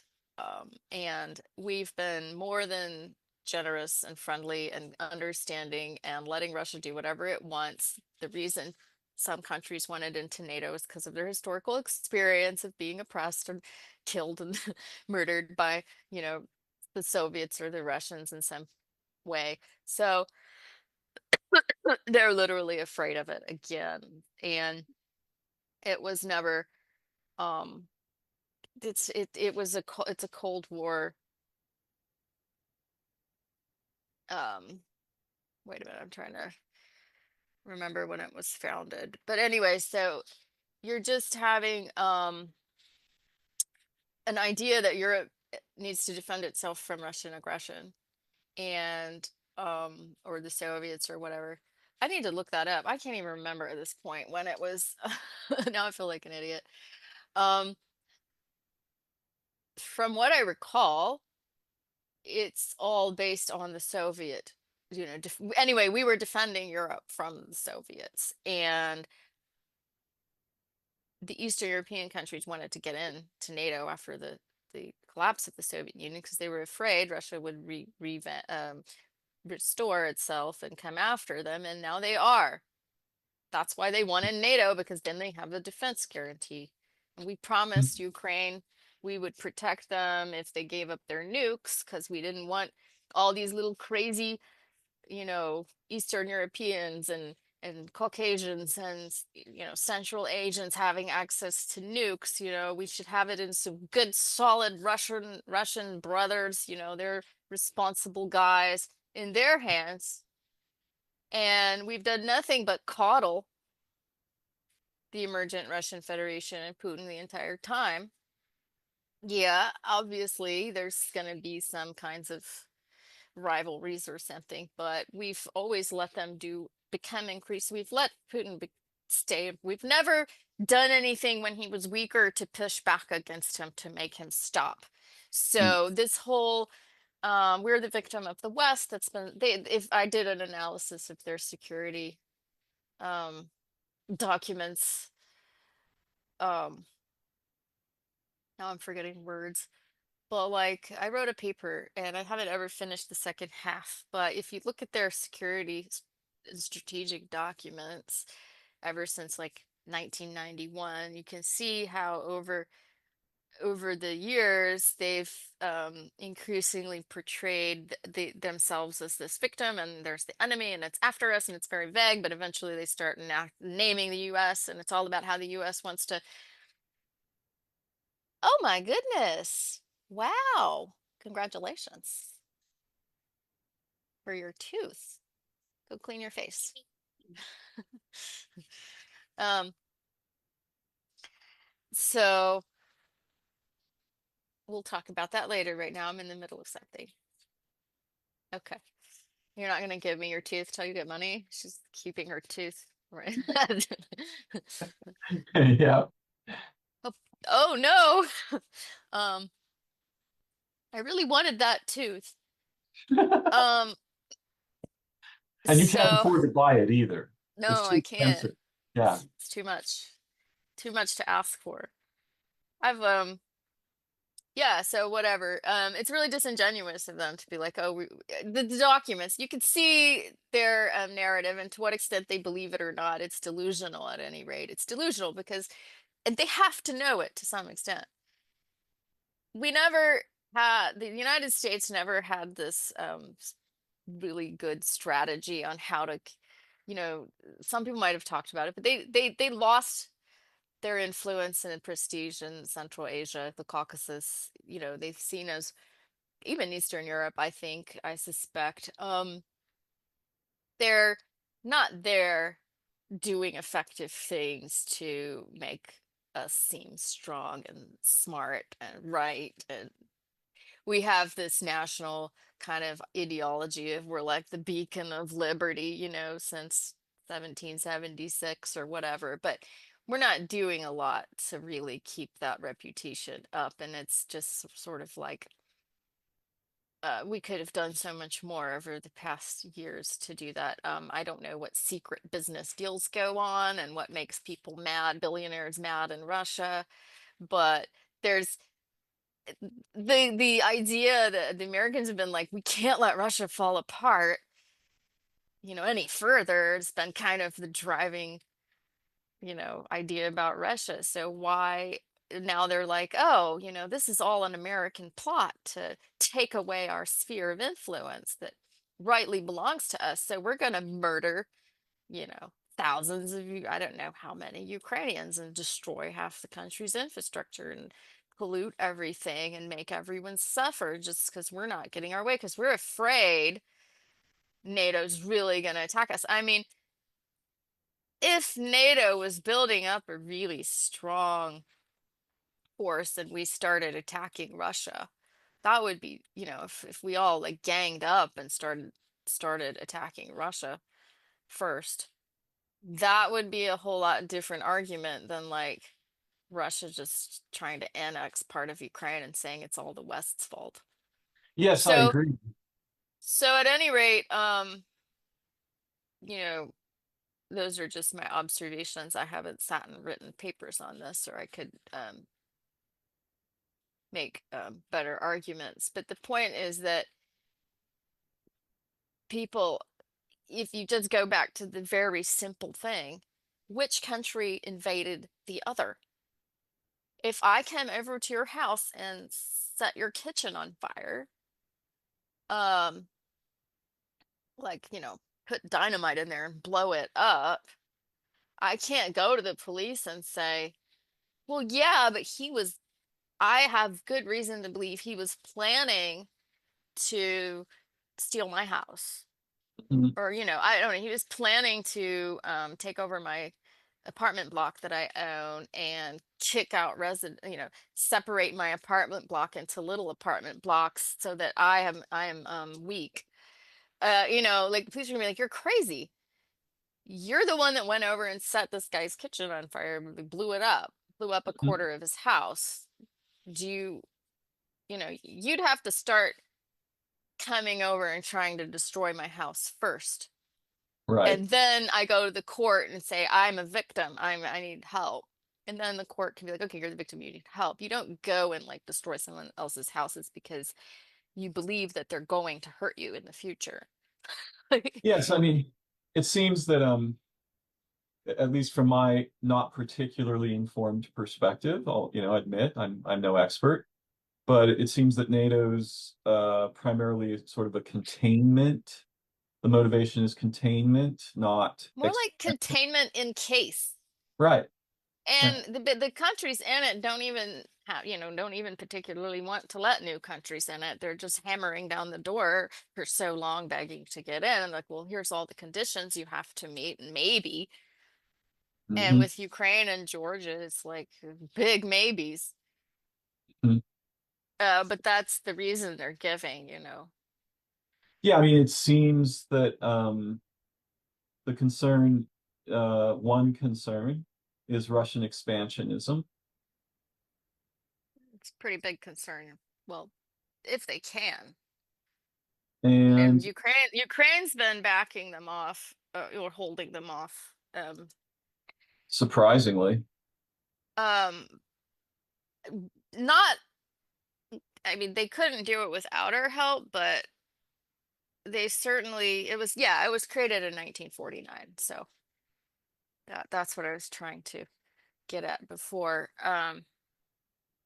But I was suddenly like, wait, when, what, wait, what, when, what happened? So at any rate, oh yeah, so I think I don't know. I mean, I don't know all the details about why certain decisions are made. Um, and you know, there's been a lot of corruption in Ukraine. That's true. I but I mean, not certainly not less than in Russia. You know, right. like, oh, Ukrainians got corruption in their government. Like, okay, let Russia kill all the people. That's a that's fair. Well, not only So that, I these are mean, these like, what you're going to destroy a nuclear reactor there and poison the whole area? yeah, yeah, yeah. So so there's corruption. There's certainly corruption there. I wouldn't deny it. There's strange things happening there. Maybe they don't want to send all kinds of weapons and money if they don't know exactly where it's going and don't want to have some control over it, about how it's used. But and so I don't study Ukraine deeply. I don't, but I do. It does seem like we've prevented them from fighting back in a lot of ways. Like I said, there might be some reasons I don't know about, but until I have better information about those reasons, I mean, it really seems like we've just been tying their hands to a certain extent.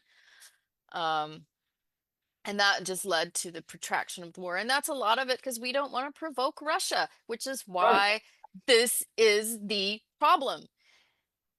How are we the ones that are so aggressive and putting poor Russia into just a place where it can't do anything but kill everybody around it, which it's always done, um, for the same reasons historically as always. Um, when And what are those reasons? our biggest concern is like we don't want Russia to fall apart and we don't want to make them too mad because they're, we want to keep them. Maybe if we're nice now, they won't get worse, and that's how we've got the world under nuclear threat, at least in rhetoric, because it's the bully and they want to say we're the bullies. In some ways we are, but we at least have some principles that they don't have, or we have had principles that they don't have. Now we're moving more towards authoritarianism, which is what their model is. So that is something we have to work on here. Um, but American, we have the idea that they don't have the same idea. So why don't we live up to our ideals? They don't. Their ideals is not attractive to anyone normal. But at least we have ideals that would be attractive and have been attractive if we hadn't constantly, thrown the little peoples and nations under the bus over and over for so many years just to appease Russia. So all of this is rich. It's really rich. And whether I'm right or wrong, or there's more to it, or the things I don't know yet because I haven't written a whole dissertation on it, I haven't explored every single thing. I mean, the stuff I've observed over the years, you can watch it, you can see it, you can kind of predict what's going to happen with some accuracy based on those observations. You've read a lot, you've talked a lot. This is what it looks like. Um, there's I can't remember my point, but like what I'm saying is like that's how it seems, and there's things that I might not know, or there's details, but if a person can't tell the difference between orange and green, you're not able to discuss any of these things with that person. You're just going to say, well, I don't really think that's true because I've got 20 years experience, or 30 years, or however many, 25 years observing this part of the world and interacting with it and living in it and studying it in some depth in certain areas. Now I'm a historian, so I studied history, not like contemporary events as much. Although I did do a lot of research on the war in Chechnya. I wrote a thesis on the war in Chechnya. I wrote a thesis on like, you know, movements to escape the Soviet Union and create a different kind of federation, and like, so I do know some of the political stuff, ideologies and so on that have been around for generations. So, but that doesn't mean I know everything about nuclear talks between the US, Russia, and Ukraine, in the, after the breakup of the Soviet Union or something. So if I want to talk to somebody who knows stuff about that, and we can have a discussion, I'm happy to do that. But you can't talk to a lot of people because A, they hate you because you think you're smart and they already know. B, half the country's been educated to not know the difference between orange and green. And so how can they make distinctions in complex, nuanced topics, which have lots of well, I might make all my points when you make all your points, but then like, tomorrow, like, well, what about all these other counterpoints? And then what about this thing and this other thing and these deeper issues? And so if you don't know the difference between black and white, you don't have the patience to appreciate that somebody might know something more than you. You're I mean, not going to be able to have an effective role as a person qualified to participate in the politics of your country because you're just a opinionaire. well, no, you're a manipulated object. Yeah, that's essentially what I meant. You've given up your political power to parrot whatever you're being told, Hmm. and you're dangerous. Yeah, And you're a propaganda receptacle. well, a propaganda receptacle who goes to a voting booth Right. Yeah. and gets aggressive and violent if someone tells you, hey, you're wrong. And you'll Yeah. be screaming the earth is flat and NASA is trying to tell you it's round, and therefore Trump is good and he might be Jesus reincarnate. And Putin is the real victim in this. And if you say, well, that's not true, well, how do you know? You're an idiot. You got a PhD in Russian history. Like, Yeah, right. No, I mean, it really is tragic, though. I watched in the United States, you know, in our current situation, both of the primary political parties, if they could even be reasonably called that, because I don't even really understand if those are worth calling parties.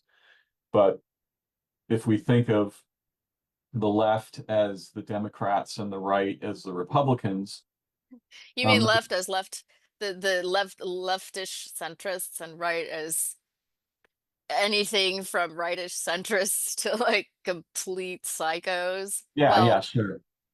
far If left you, I could put in that category too, me but too, absolutely, me too. I'm not here to judge political parties. I don't actually believe that what goes on in the United States reasonably qualifies as a political system. I no, think it's just two gangs. it's a kleptocracy of various. It's like a sort some sort of Hollywood, like a mimicking of Hollywood warring kleptocracies. Like what kind of power and money and situations can we steal from the people and each other and get away with it? It's something like that, maybe. But I always thought they were just going back and forth sharing like parasites kind of. yeah, I mean, at some point there's agendas and there's reasons, and then at some point it's like let's both take our turns like parasitizing everything. Um, so what I was trying to say is our population is so poorly educated in general. It's a topology, let's be clear, right? There's mountains and valleys. There's well-educated persons and perhaps groups, and the vast morass of people is very poorly educated. But probably in the late 70s and 80s, the Republicans directly went after education in the United States, and they went after funding for public education, for public television.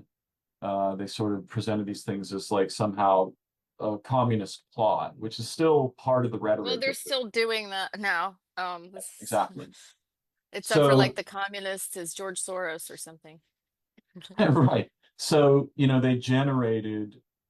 they produced generations of uneducated Americans that could be easily manipulated by propaganda and also would despise the possibility of anyone who could introduce actual insight, right? Just there's this weird, misguided attack on anything that might represent intelligence, like authorized intelligence. This is despised by people who are too poorly educated to write a sentence in their own language. They only speak one language and they can't write a sentence in this language. Many of them, right? So it seems to me like the evolution of a complex plot where you want the vast majority of Americans to be too poorly educated to even evaluate a statement in English.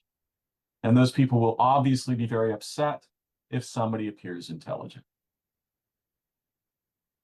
But the funny thing is, like, when I interact with people on a day-to-day basis, I don't sit and go, oh, this guy's, well,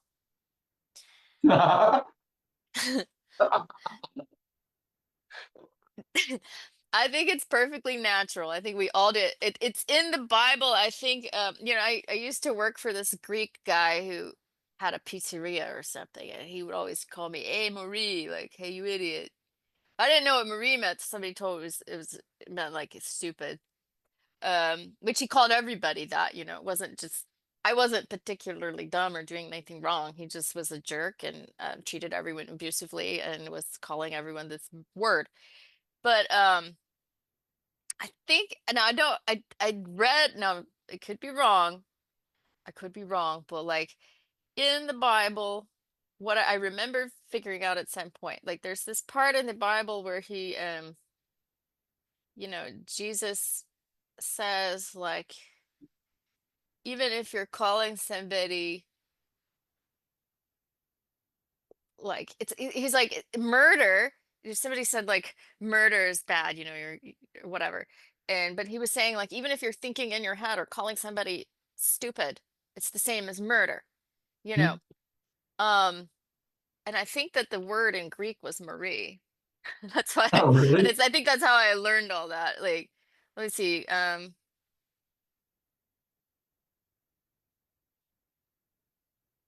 Yeah, whoever shall say to his brother, "Thou fool," shall be in danger of hellfire. Hellfire, right? So it's kind of like, and I probably the context there might be something about, I don't know, I don't have the context, I just showed the verse, but like I remember it for whatever reason, right or wrong, associating the context with, well, I'm not so bad, I'm not a murderer. Well, hey, if you're just calling people idiots, or if you're showing this angry, or you're just calling, um, you know, looking down on people like that, then you're just as bad as a murderer. Like, because it's a scale, you're already on the Yes. scale of sin or whatever. Of course. So, you know, but I think it's so human and we're all doing it. Like everybody I know, no matter how smart or stupid they are, whenever they're mad, they'll just be like that idiot or this jerk, or that idiot. That's kind of just how people refer to each other when they're not doing what we want, or if you're trying to communicate with them and they don't cooperate because they're just obtuse, or you know what I mean? Like it happens all the time. Like I can be obtuse today and you can be obtuse tomorrow. Like, or I'm not understanding your perspective, and you're just, sometimes, a lot of times it's just like you try to go get help at a counter and somebody's rude to you for no reason. That idiot won't help let me get my task accomplished today, or you know what I mean? Like I think it's very common to talk like that. um, I think I feel like everyone does it.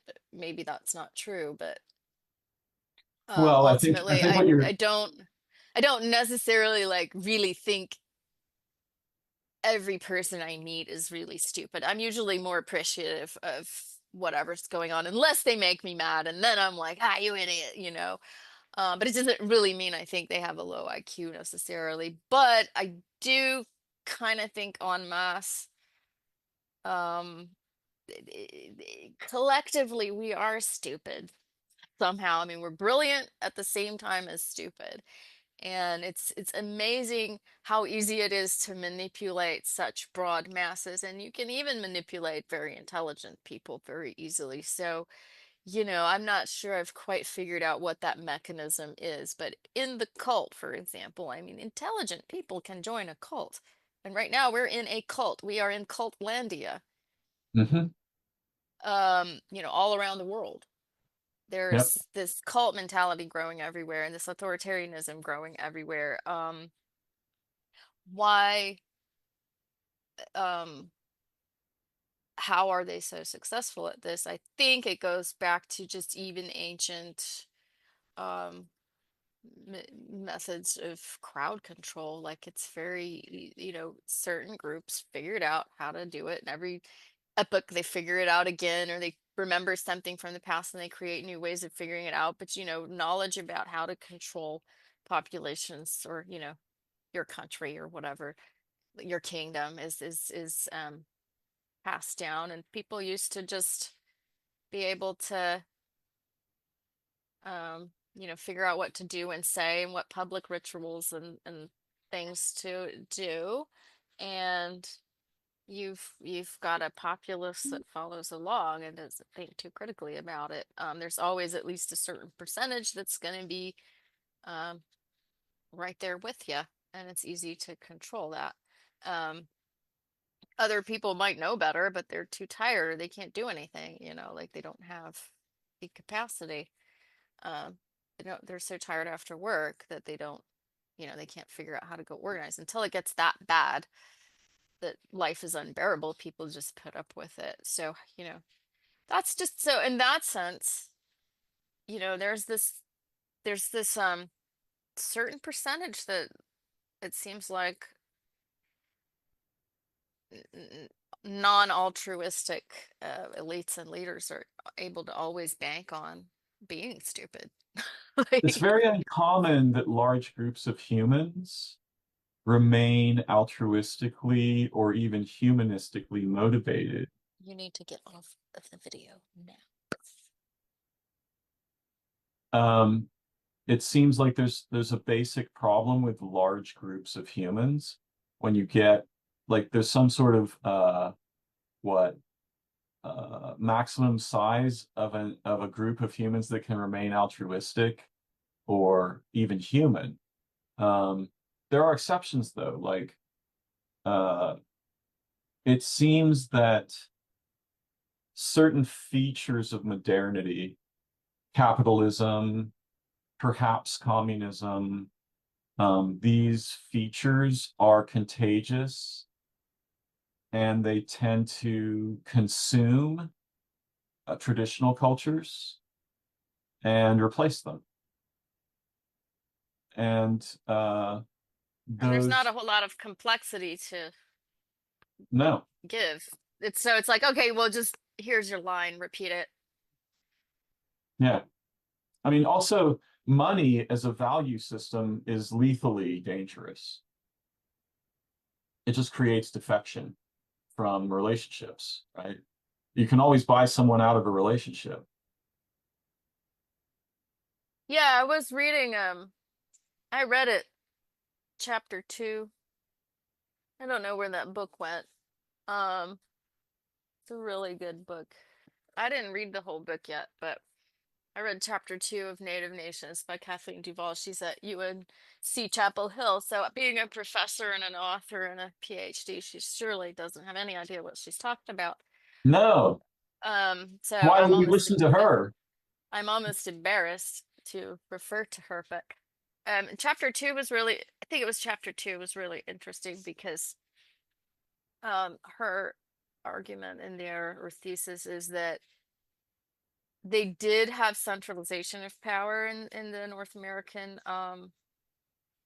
communities, in certain communities, but after a while, like they decided it wasn't what it wasn't good for them. Now I don't, it was a while, a couple month or so, a couple months since I read it, so I don't remember the details of the argument. But then she said, for whatever reason, I don't know if there was environmental reasons for some of this stuff breaking down, but it was also like they decided we didn't like that experience of centralized power, and they just sort of or like centralized communities, and they just sort of decentralized after that and came up, kind of developed this sort of reciprocal relationship type systems that were dominant across the continent, and um that they had somehow decided that you know that this was preferable. And so when the colonists came over and they're like, oh, this is all primitive, actually, no, they kind of advanced to a new stage.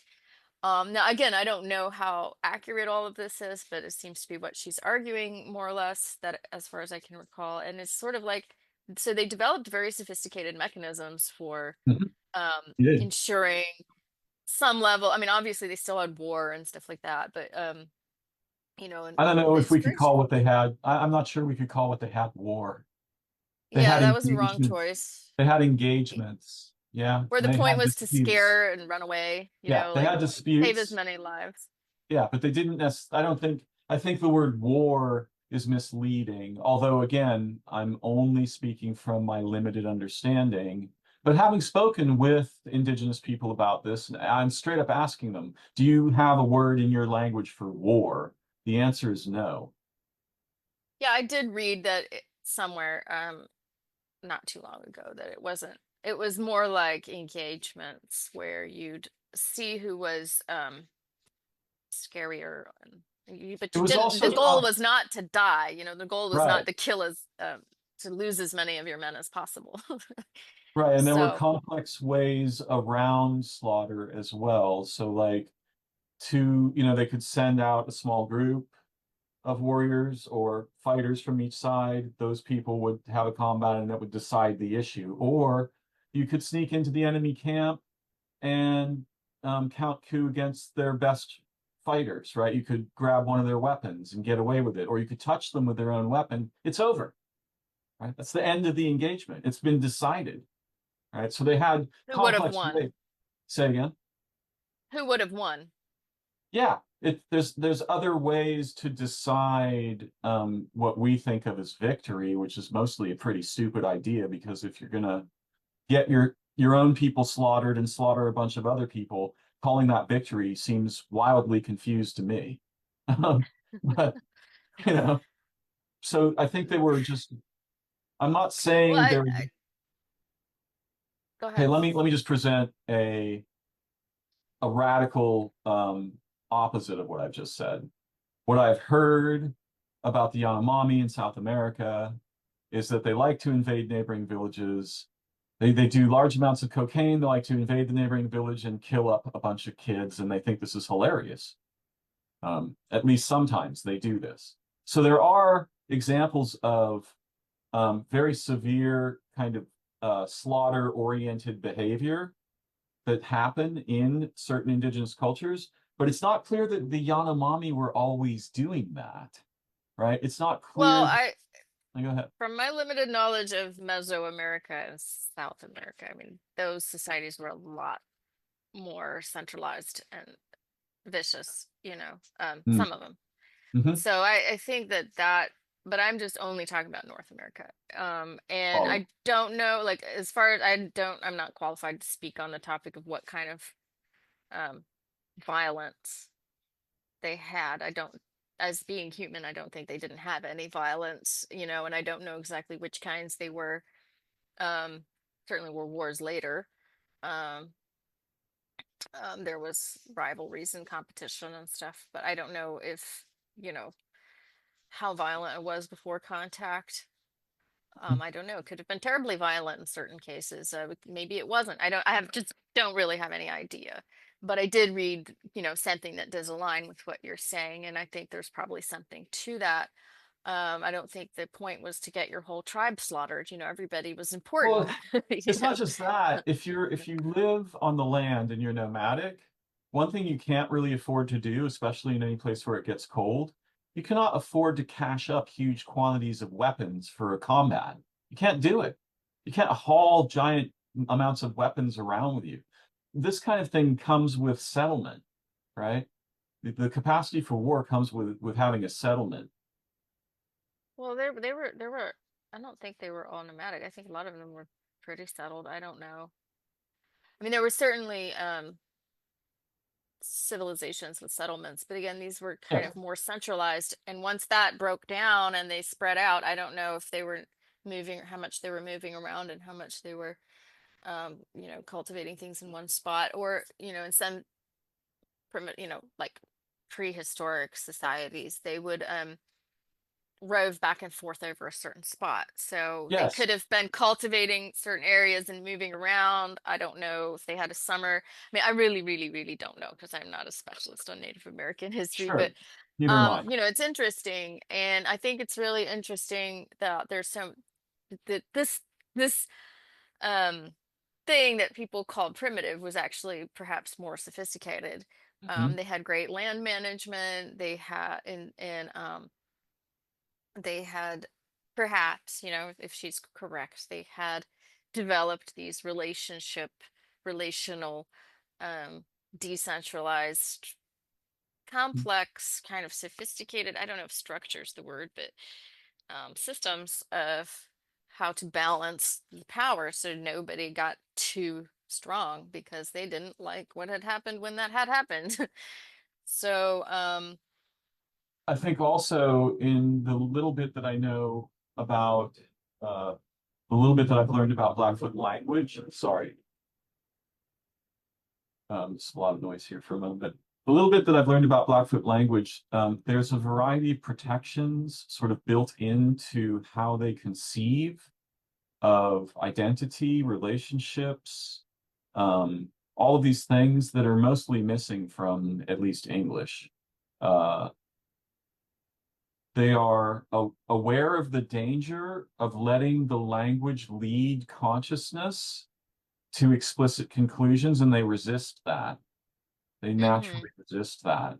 Whereas in English, the idea of explicit identity, no one is resisting it. Hey, it's Right? orange or green, Darren. Yeah, and it should be obvious, right? This is a matter of emphatic, delusional obsession in English, right? Um, yeah, I don't remember where we went off on that tangent with, but I think you were talking about something about how did we get to the topic of you were saying something is about control, not relational in American society? Yeah, I mean, so first of all, the idea of humans as individuals is pretty weird. I mean, how do you get there? How do you get? Well, economic freedom. You couldn't function, you couldn't function without your group for most of Human history? human story.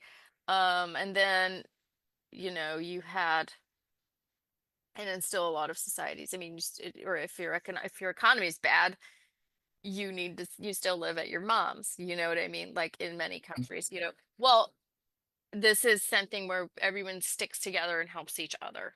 They can't survive without each other. And in America, or Europe, they've had a lot of prosperity, particularly in the recent times and through the modern experience into recent times. So people were able to, for whatever reason, go live in an apartment by themselves, um, and pay their pay for their needs with their salary. This I mean, I isn't think, now, I mean, that contributed to this individualism and individuation in a way, um, that I mean, it's was hilarious what you said. unprecedented, I think. It's hilarious what you said because you said you could go live in Right. an apartment, right? Which Apart. I think if you went to anyone who lived in a tribe, in fact, there's some not sure if I remember where I read this. Let me think. It might have been in a book called The Dawn of Everything, but it might also have been in a book called Humankind. Um, there were letters written by, I think, if I remember correctly, Benjamin Franklin, and they were talking about people who had been captured by the Indians. And Franklin said something resembling, I'm paraphrasing, these people who have spent time with the savages do not wish to return to our culture no matter what we offer them. They will Nobody not can figure out come why. back. Yeah, right. Like, I don't want to go back to this ridiculous, nonsensical idea of every man for them, every person for themselves, blah, blah, blah. I'm not doing it, right? And he cited examples where people were offered like a vast estate if they would just return, come home, Yeah, and they but were they'd have to have slaves too. They'd have to oppress somebody in order to make that. Finish your story. I have a story for you. okay. So that's my basic point is that this idea of individuals is wildly confused, and some people might think, is he some kind of a communist? What's he thinking? I don't care what those people think because those people are probably not particularly insightful about human nature. But it is a miserable existence to be in an apartment by oneself. Well, I don't know about that, but There are worse but things that no, can happen. communal life can be quite fun. It But could also be challenging. there's also the issue. I mean, a lot of people wouldn't ever give that up, because that's how they're raised and but on the other hand, you know, there's reasons people left it when they could have the opportunity to do it too. So, I guess it's all about the balance, because in a tribe, it depends on the health of that group. If you're stuck together, on a tribe's the wrong word, but like, if you're stuck with a certain group all the time, Hmm. to what extent do they honor and appreciate your individuality? Maybe a lot, depending on the group, and maybe in a different group, not so much. So there's a lot of systems are healthy a lot of systems can work. Even a patriarchal system, when it's healthy, can be really beneficial for everybody. Hmm. But when it's uh, sick, Or then it's corrupt. really damaging. Yeah. So people like hate that and want to get out of it, and they go to another system, and then like that system is useful when it works, then can be really damaging when it does when it's not healthy. So a lot of it has to do with this human psychology, like what's the health of the psyche of the individuals making up the group. That's probably, or the system, and that's probably going to have a lot to do with the health of, you can't just be like this system's perfect and everybody in the system is gonna be, everybody's gonna be happy in that. It's like, seems like Rousseau or something, just like human nature's good, they just need the right, situation. And I think the problem is more like human nature isn't always good. It's a pretty good mix of bad and good and evil. We can even talk about evil as being the inability or refusal to have any group consciousness. Mhm. um, to the Well, extent where you're hurt the group to make your own um take your own advantage, and to in that extent you can look at evil as an evolutionary um thing, not necessarily religious or spiritual, if you want to do that. Like, I'm yeah, not saying you have to do that, right. but there was when they founded the state of Georgia, they had a charter. It was set up as like a charity kind of, the state of Georgia in the United States. Okay. They set up this state. The idea was they wanted to take this tract of this piece of land and let um I don't know, maybe people who've fallen on hard times or had some problems, like um go and create a homestead for themselves. And so they wanted to create this kind of, they were concerned, the people who behind this project were worried about the monopolization of wealth and resources and land in England or Hmm. whatever, and in the rest of the colonies, you've got certain people monopolizing everything. And they're like, well, we have a vision of like sort of middle class people on farms that, support themselves and have this kind of a more egalitarian society. And they wanted to give all these people a chance for that. And so what they did was set up Georgia to be like that, and they wouldn't allow slaves. They wouldn't allow anyone to have slaves at the beginning, because the idea was if somebody can have slaves, then they can build up. It wasn't necessary. The founder probably had some moral problem with it, but the other, he had to argue. He couldn't use morality as an argument to persuade people to support his project. He had to say, well, if we have slaves, then you're going to get inequality of wealth, and then the project will fail, because some people are going to exploit this labor, and they're going to become tremendously wealthy. And the point is that we want everybody to have sort of equal share, Mm-hmm. a chance to have a decent life. We don't want anybody becoming poor, and we don't want anyone becoming fabulously wealthy and oppressing the rest of the white people there, right? So that's why they weren't allowing slaves. But over time, and it didn't take long, they pushed the original founder. People who had come there and started living there and got so upset, like, why can't we have slaves? We don't want equality. We want our chance to become the multimillionaire, Mm-hmm. the rest be damned. And they might not even be the ones that get to become that, but they wanted the chance to become fabulously wealthy, and the only way they could do that would be to exploit um enslaved people. And so that's how they got rid of that project, and they ended up letting slaves in Georgia. You know, um, just because of this drive to dominate and be the wealthiest and the richest and have your chance to excel in a way that can only happen through the exploitation of others. So if you study world history, my impression of it is there's always these two forces, kind of, there's the centralism, decentralism, there's, quote unquote evil and good.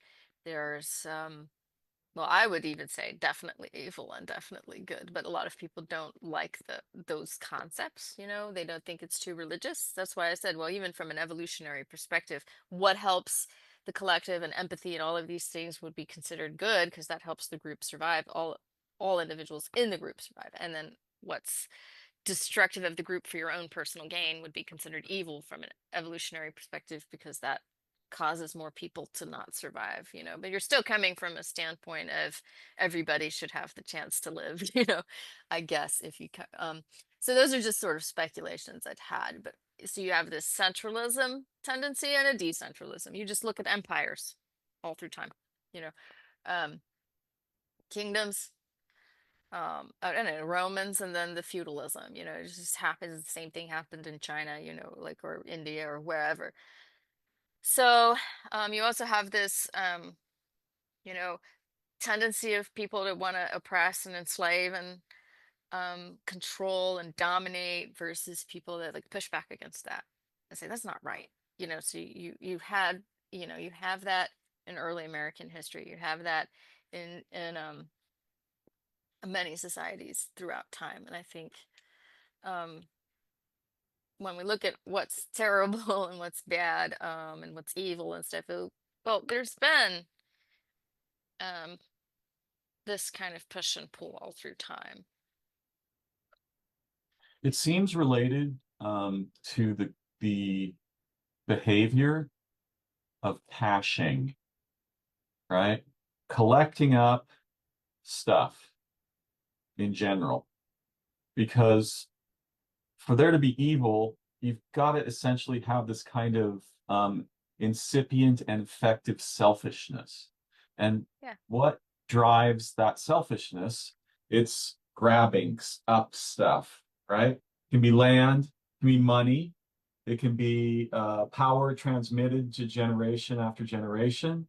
In fact, the concept of inheritance is involved in this. Well, it's my rock, you know. Yeah, Like, this is my arrowheads, you know, right. spear tip. This is Exactly. my bucket of uh fruit.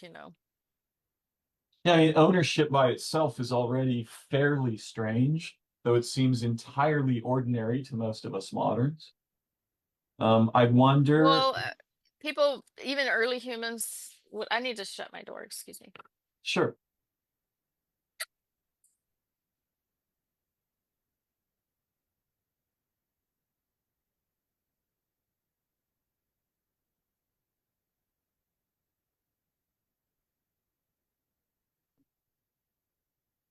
I presume that early humans would have, you know, each one needed their own whatever accoutrements for daily life. You know what I mean? Like you each, you know, would they have all had a collection of pouches and everybody just grabs a pouch and runs out the door, or do they each keep their own pouch for their own tool set? Probably each one would keep their own and manage their own. And then I made this tool and I put the tool in my pouch and now I have a tool. And they might have been from what I've read, and I don't, again, I don't know a whole lot about prehistoric anthropology either, but from things I've read, I think they were pretty good at sharing.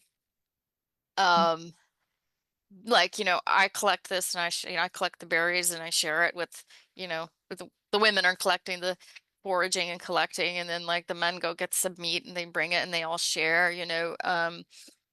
in that they were kind of sharing around a lot. I imagine they might have, I can guess they would have been a little more fluid with things that are necessities. That's the currency. So you don't have money per se, but you've got stuff flowing around as the currency. If you've ever been in a little hippie group or something, you do have this is what you do. Like I've got stuff around me that I use, and this is, I'm sharing with, somebody comes around and you're like, here, do you need, they say, I need something. And you're like, oh, here, I have an extra one. And like the stuff just kind of goes around.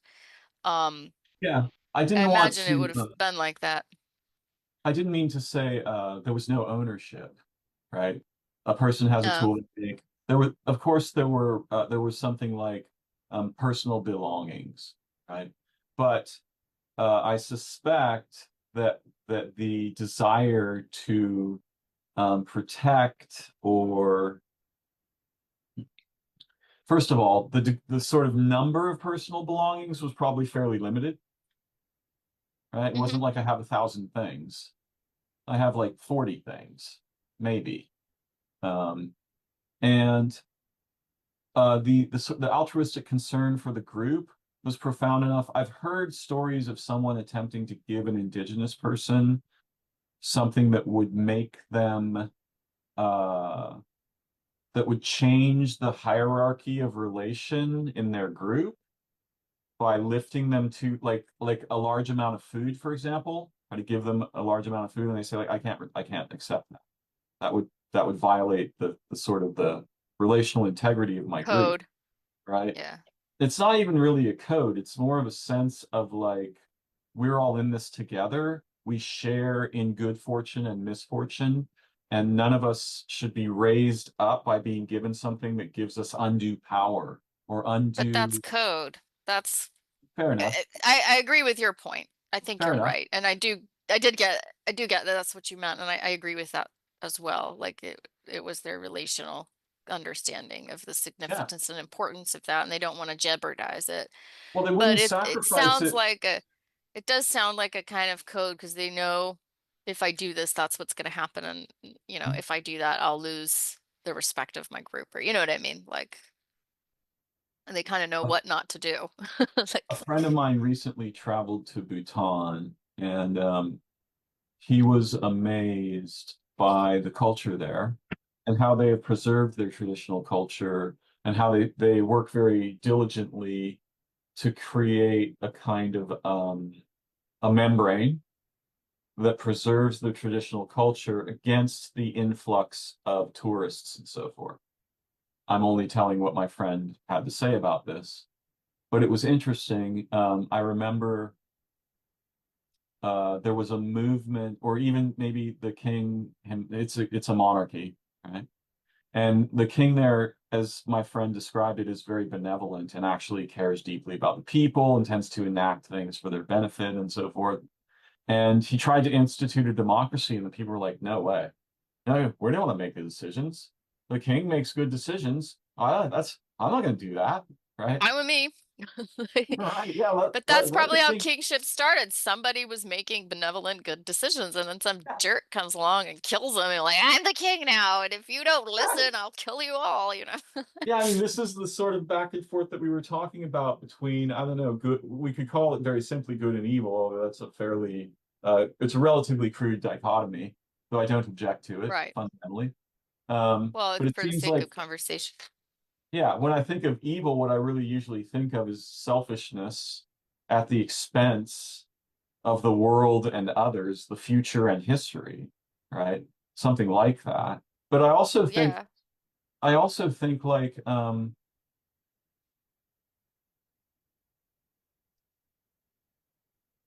because of being brought up in a Christianized nation, we may be inclined to think of evil as the result of something like demons or, quote, Satan or something. And Oh, and as often, opposed to like something inherent to humans at all? as opposed to, for example, when humans defect from their own humanity, right? When they can be, it's like the absence of something rather than the presence of something. Does that make any sense? What do you think? So you're saying like the absence of our humanity. I don't understand what you mean. Can you repeat that? Yeah. So imagine that there's a powerful man in the community. I don't know Yes. how he got to be powerful. He's a bad man. He's mean to people, does bad things. Is there something bad in him? Is it the presence of something bad in him? Or is it the absence of something good? I don't know how to Neither do I, answer because that off the top of my head. neither do Like, I, because it's very general. What the image or is it the the absence of some kind of humanity that's causing him to be bad? So, okay, think of a psychopath. right. So, a Is he psychopath, intrinsically, go ahead. well, he's lacking certain structure or something in his brain or her brain that there's something different in chemically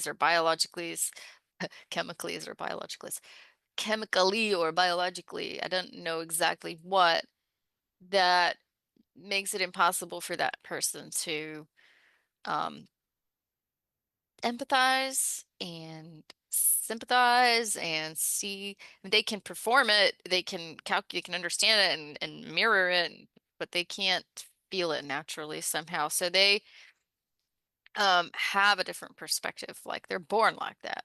They do have a different perspective, um, and they're just inherently selfish, basically. Um, but is If I that think, part of human nature? I wouldn't say that's not part of human nature. I'd say it's part of a dysfunction in the human, but it's still inside. It's encoded in us. so what I'm trying to Um, get is but- if you can get humans or groups of them to defect from relational concern, integrity, coherence, intelligence, creativity. You don't have to have the presence of evil. You can just have the absence of those things, and it's going to act viciously. okay, well, I don't know. The absence of the good qualities that make us feel human, you mean? Hmm. Right, but is the psychopath's brain an absence of those things, or is it a difference in the brain? Like, is it a, maybe he has the presence of some kind of chemical that makes you be selfish. So that is a presence of something. Or Sure. is it an absence of just simply an absence of empathy allows you to do horrible things? I don't know I don't know like chemically, medically, whether they're missing something or whether they've got an additional something, right? Hmm. Or whether the wires are, the wires are all there, but they're wired differently, you know, metaphorically speaking. So I couldn't tell you, but a psychopath is still so a psychopath is like an alien among humans because they wear a human face, they wear a human mask, human as we understand it. Hmm. But they're underneath they're thinking completely differently. Yes. Um so but to us they're not humans. They're not really. I can't consider them fully human in the way that we understand human. But they're not. I mean, I But would agree with you they're still, categorically. Go ahead. but they're still, I'm doing one of those YouTube videos where like I tell a story and do my makeup. Um, um, they, but they're still legally human. I mean, they're still human biologically and legally. So what do they, socially, they can't function like we can. And half of what makes us human is the ability to function socially the ability to do it in um, a way that contributes to the well-being of the group, which further contributes to individual well-being, like kind of exponentially, right? Yeah, But they the can't kind they that can't raises all grasp boats. they can't grasp that.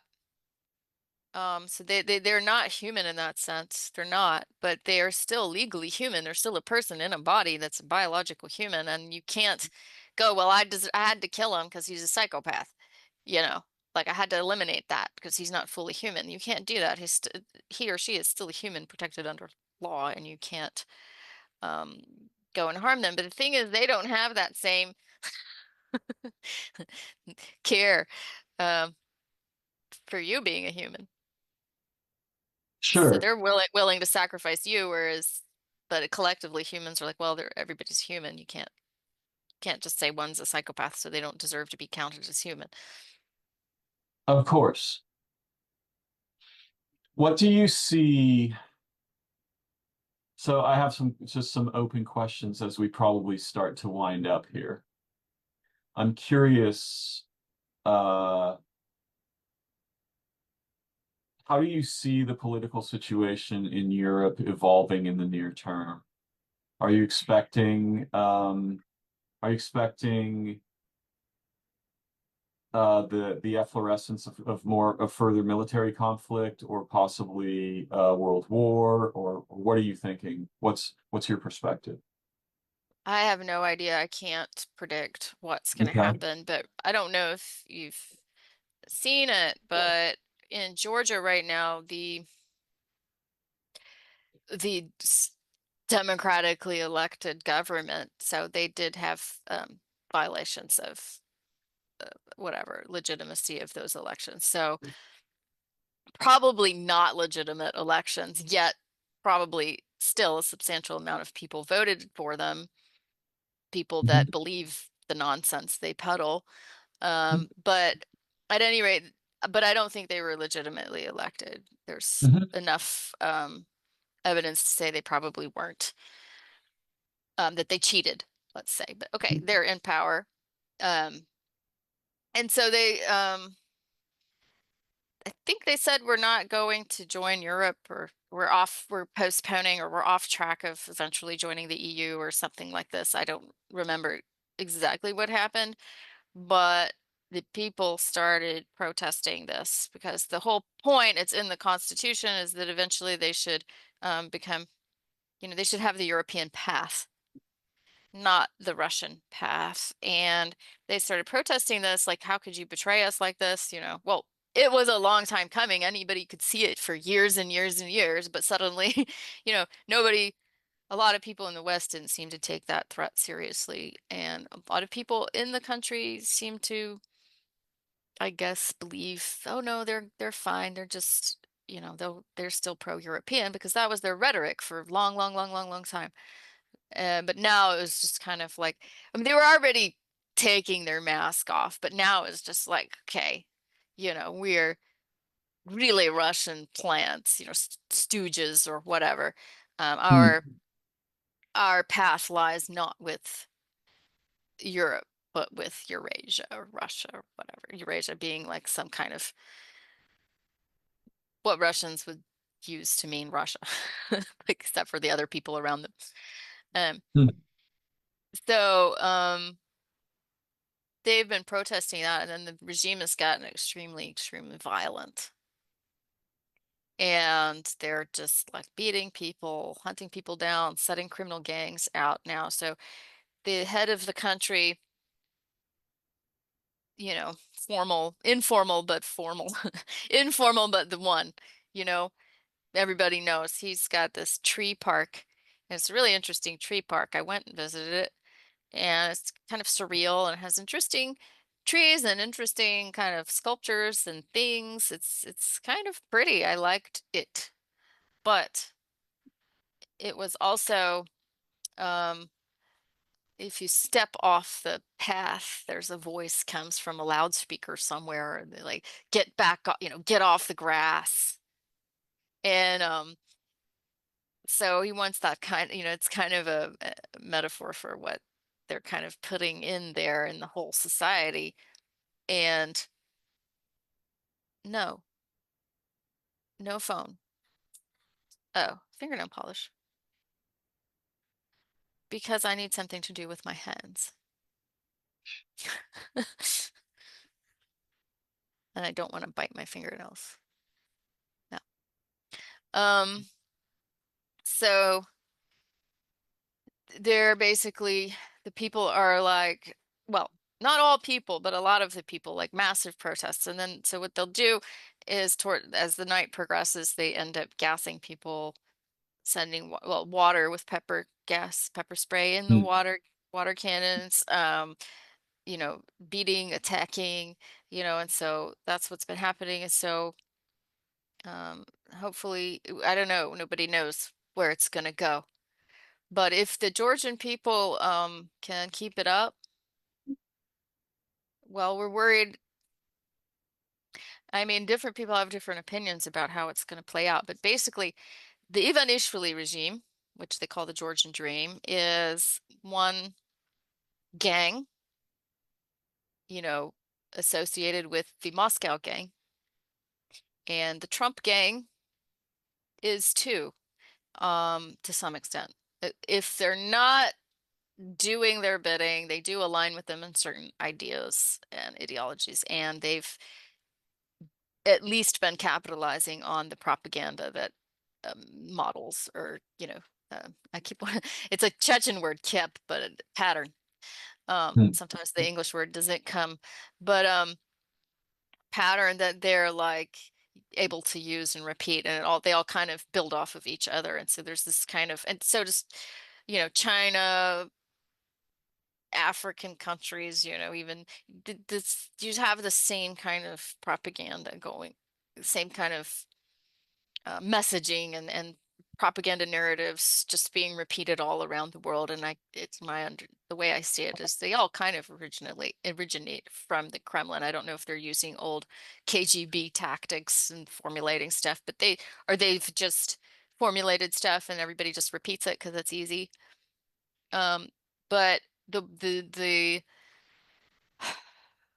that arm of it is in Georgia, is in the current ruling regime, and the people are fighting back against it. And now they're using brutal force to suppress it. And then you'll hear like propaganda. Oh, it's another color revolution. It's another Western um, plot to get rid of the freedom of, sovereignty of these little countries and blah, blah, blah. That's not true. The West doesn't even know what's happening. They're not funding and directing anybody. It's literally your children who don't want to go back to Russia. And adults might not be going out as much, like not all of them, some do, but like some people can't go because they have to worry about their children. You know, Mm. if I get if I lose my eye, I lose my job, I can't feed my 7-year-old, So like Right. lots of people can't go out, but they're sympathizing. There's a chance of a possible, I mean, could there be a civil war? Is Russia going to find ways to, well, if the people continue to press, so if the regime is successful and people back down eventually because they're just so beaten and brutalized, because I doubt they're going to get much help from anyone, Hmm. then, um, then that's Russia's not going to have a problem with, that'll be fine. But if they're beating them back and the regime starts to falter, then you might have Russia's going to start playing tricks there. Especially, hey, they've just lost Syria. They're having problems in Ukraine. Well, they're gonna stir up something there. What kind of stir up? Are they gonna provoke a civil war, uh, cause border conflicts,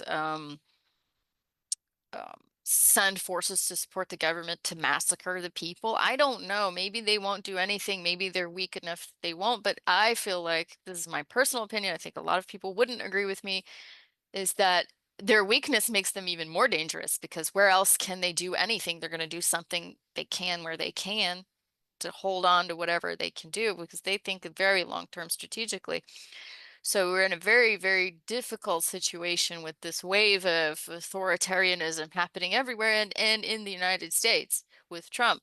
He is affiliated with the Kremlin people. Now that he's in power, is he going to switch up? Is he going to get offended by something Putin says if they laugh at him and turn around and find it, that his financial backers, um, other financial backers that give him more money, or himself, for whatever reason, or he's got to toe the line in terms of U.S. interests or something for whatever reason. I don't know if he'll switch up Hmm. somehow. Sure. Thanks, but no thanks. Like, I mean, I really hope he does. Um, is he going to switch up and then go crazy?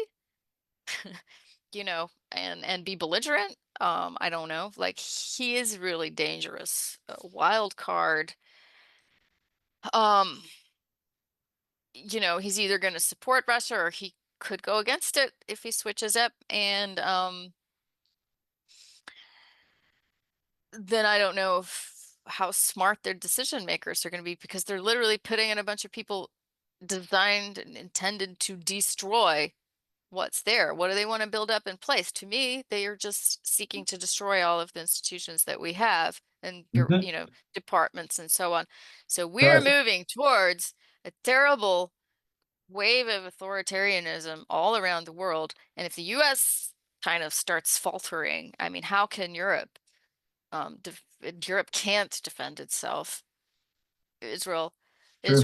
maybe they'll always defend Israel. I don't know, but so I'm watching um, the Georgian situation very closely because if the Georgian people can stand up to this, this is going to be a really um, kind of give hope to everybody else. But if the Georgian people don't stand up to this, then or can't, it's just going to get bad for all of us everywhere. I mean, not because of that, Right. but it's one node in the system that falls. And so ultimately, we've got a situation where we've got decent thinking people all around the world are coming under this kind of unheard of global kind of tyrannical kind of thing like that has similar source but unique forms in each location. Mhm. And thanks to the processes we were discussing before, the inability of people to think, the lack of practice with organization, the fact that when you do or think and organize, these um, groups tend to get um, hijacked by these Yeah. psychopathic evil people and Hmm. turned into something terrible. We don't have a lot of practice with good decentralized resistance movements that don't turn into something terrible. We're at a very dangerous spot where we hope things just kind of keep going like they always, hopefully things just go normal and nothing gets too crazy. But maybe those authoritarian regimes will all be friendly with each other and everybody will be kind of okay at some point. But underneath, we're all going to be suffering from these tyrannies, and we're going to have less and less ability to challenge it because it's a technocracies. It's so much brainwashing that people don't even know they're in a brainwashing soup, like it's layers and levels and layers and layers of brainwashing, and you get out of one layer and there's another one and another layer and another layer, and people don't know how to even push back against that. And then they don't know, even really understand what's happening in some other place. And so they're really unsympathetic to what's happening in some other place. Just looking at Ukraine, well, Joe Rogan said cursed out Zelensky and Ukrainians or whatever the other day, like, you're making Russia threaten us with nuclear war. No sympathy for the fact that these people are being killed and they're fighting a defensive war not because they want to have a war, because of their precious territory. I mean, there's that, but literally, if you don't fight, you're gonna get killed. You have to. The Chechens fought their first war because if I didn't fight, they were going to kill my family. You literally, it's die fighting or die not fighting. Right. Yeah, I mean, Rogan's such a weird, such a weird media power. uh, He's with them. I mean, he is he's also a propaganda receptacle as well as a generator. So another Yep. question that I have for you briefly, and I'm asking for your personal opinion, not your professional one. You may not have a professional one. Do you think that the election that just took place in the United States was legitimate? I haven't evaluated that. Like, I don't know how to begin evaluating did the voting machines work. Hmm. I've seen on Twitter people talking about, how did Elon Musk know the outcome with his special app in advance? He must have programmed everything. What, does Elon Musk run all the voting machines? I don't know what exactly all the details are in there. I don't Okay, think the so you're last. I So don't your think the last answer, elections were illegitimate. the previous elections were legitimate? No, I don't think so. And I, I, Okay. I would be, I would be surprised if these ones were illegitimate. I think that within 2 hours of watching the, like within 3 states, I mean, I don't know, like it seemed immediately apparent after just a few minutes that like Trump was going to win. And I thought he was going to win before the election. So, I don't, I feel like a lot of people wanted to vote for him. I feel like it's illegitimate in the fact that, people don't know why they wanted him to win. Mhm. Fair enough. Okay, so your first part of your answer is not enough data. And the second Not part enough of data that I would have, no. right, and the second part of the answer is looked like a foregone conclusion anyway. Yeah. Um, what do you have any perspective on what's been going on between Israel and Palestine? No, that is something I really know very little about, and it's so touchy that I wouldn't want to Understood. make any ignorant comment about it. What do you make of what's recently been going on in Syria, if anything? Somebody sent me a video last night showing, I think, the Free Syrian Army or some new army, liberating prisoners. And then in the morning, somebody was talking to me on the phone, and they said, well, not really the phone, but like on um, through the internet, and they were saying like Assad was dead. But then, and so there were news articles came out like that, like he was disappeared after a certain height, like they thought he'd got shot down or something. But then, like within a few hours, he's in Moscow. So, and then I saw some news article about the US are bombing ISIS camps or whatever. So I don't know, how can I really know what's going on? I would say that the Syrian people broadly, as I understood it, hated Assad.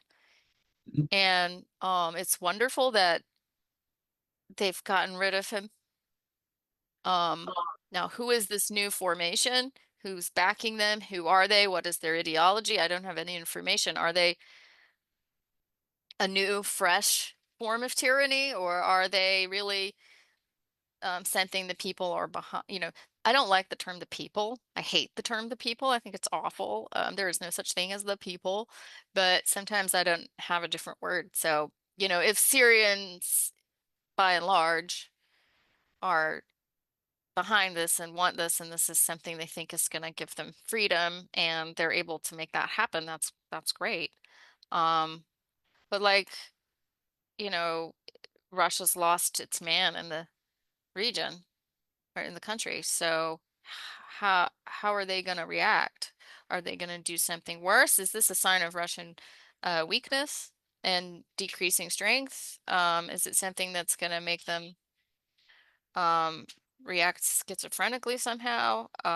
Is it something they'll just take in stride, and they'll just let their grand strategy unfold? You know, one thing the Russians have is a grand strategy. They do know, it can change, but I don't know if Americans do. I don't see one. I doubt it. Do you think Trump's success in the United States has created a roadmap for authoritarianism or tyranny in other countries? It legitimizes it.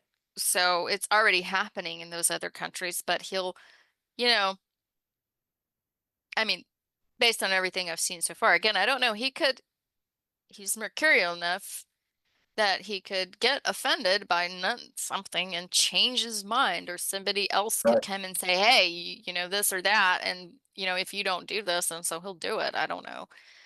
But if things go as they have looked like they would go, based on what they say and do and who they've been socializing with, they're going to be friends with all of these people that are horrible, and they're going to destroy. I feel like they're going in to destroy the US government and its institutions and our society as much as possible. I think a lot of people think it's just because that's their selfish interest, revenge and being popular and having power. But I think it's, and they want to get rid of things they disagree with and set up a different kind of system that's in their favor. Well, if the United States can't be a democracy, even in form anymore, what, we need new heroes. Where's that going to come from? It's not going to come from the Kremlin. It's not going to come from, Ivanishvili's tree park. It's not going to come from Marie Le Pen. You know, it's going to only come from regular folks who still have some brains and some morals, because one thing we didn't talk about is moral intelligence. What's your moral IQ? I Mhm. think people suffer a lot more from low moral IQ than low IQ, like MQ than low IQ. And so half the people can't tell what's going on. We're all slipping into authoritarianism. You've only got pockets of resistance, pockets of thinkers, pockets of people. A lot of people that would be against Trump, they're not necessarily interested in true social change or true political change. They've been living off the system, how it functions. They're not going to know, hey, what do we do to fix this? They just try to Mhm. fight within that system. So you don't have a lot of visionaries that can come up with a new um, worldview. We don't have any worldview to unite people who maybe don't want to live under authoritarianism. And if those ideals have been sacrificed, the people sacrificing them, shouting them from the rooftops as if they're the real carriers of these ideas, people are going to be very, very confused about how to do anything. We live in monster states. Mhm. Like we live in giant masses of people, people, how do you deal with that? Yeah, It's very scary. it is. Um, So we need people pushing back within the structures we have and then actually working to revolutionize these structures, like chapter 2 of Duvall, But where are they? Who's capable of pushing that forward? mm. Yeah, it does seem that the nations have become leviathans, right? They're giant lumbering monsters, sort of posing at each other violently. And one of the women I interviewed recently, um, Tessa, what is her last name? She grew up in Moscow. She said, Tessa Lena. She said, when powers flex, peasants bleed. I don't know. I'm sure she's a brilliant person and said lots of intelligent things. But that is a classic idea. Um, you know, like when two elephants that you hear in the former Soviet Union all the time. It's like, oh, you know, and you would hear this about Ukraine. Well, oh, I have nothing to do with that conflict. It's just, when two elephants fight, the grass gets trampled. Ah, No, your country literally attacked another country, as they had constantly do to all of their neighbors ever since their formation. And you have to take some responsibility. No, it's not global forces we can't understand just going back and forth and all the people are suffering. And yeah, yeah, sure. I don't hate my Russian friends. I understand they're not making this decision, but societies do. Like when Iraq happened, did I sit there and say this is okay? No, I made my own zine and I said this is bad, and I got people yelling at me because I said this is bad. I did my little tiny thing I could. I me protested too. against it my little I do way. too. Yeah, So you have to recognize, and maybe she did. I'm not talking about her. I don't know what you guys talk about sure. at all. Of course. But there's a very Russian kind of answer to this, which is I'm not responsible. I have nothing to do with it. It's all them up there doing things, and we're all hurt. I'm hurt just as bad as you. Hmm. And it's kind of aggravating because I you're follow. refusing to admit that somebody made a choice and that somebody you elected. Like, or, okay, elections in Russia, it's a joke at this point, but they have enough popular support to stay in power because there's enough people letting them beat up and kill and get rid of anybody who disagrees with them. Hey, and the United States let that happen all through time too, because we never challenged them seriously in any way until like they're bombing, and now we still kind of loathe to challenge them. Hmm. So, but it's not it's not this gang versus that gang as much. Well, there's probably a lot of that, but like it's not NATO versus Eurasia and the Ukrainians are just suffering kind of as an accident beneath. No, the Russian state chose to do this and they're murdering people. And actually, Ukraine as a whole, you have all the right. If I go and burn your kitchen, you can call your friend and ask for a fire hose or ask for weapons to like get me out of the house. Like that's not Sure. illegal in international law. And you can go, if I won't leave your house, you might go and attack my house. But in the court of common sense, you're defending your territory. You had to take it on the offensive in Hmm. order to get me out of your house. Everybody Sure. would understand that it's not it it's all a bunch of rhetoric, but it is not. I got off topic, but you can't just be like, these are all impersonal forces and I have nothing to do with it and the people will suffer. You have to take responsibility, and that's something some Russians, expats and exiles do, obviously, but a lot of the regular Russian citizens wouldn't. Yeah, no, they're just totally brainwashed and or they don't want to go there and they say, "Oh, I understand. It's just, you know, the big guys up top hurting us little people. I'm not responsible for anything at all." It's kind of aggravating. Do you think the political situation in Europe is going to further destabilize in the near-term future? Well, I don't know enough about Europe Oh, to well, answer that. let's talk about what you do know. I can make a guess about Europe. I'm So, asking. like, we're if Trump comes in and doesn't take a firm stance on Ukraine, um, and Russia gets its way in Ukraine, how long will Russia just be happy with Eastern Ukraine? I mean, can Ukraine really keep fighting if there's no more support from the United States? I don't know. Probably not. I don't know. Maybe Europe would start giving it more. I don't know enough about those details, but let's speculate. Um, Russia gets its way in Ukraine somehow, and you know, it becomes a lost cause. Um, Russia's going to exact revenge on everybody who helped all the countries in Eastern Europe that were helping Ukraine a lot. And they're going to increase their, Russia's not going to stop. So they're going to increase their destabilization activities.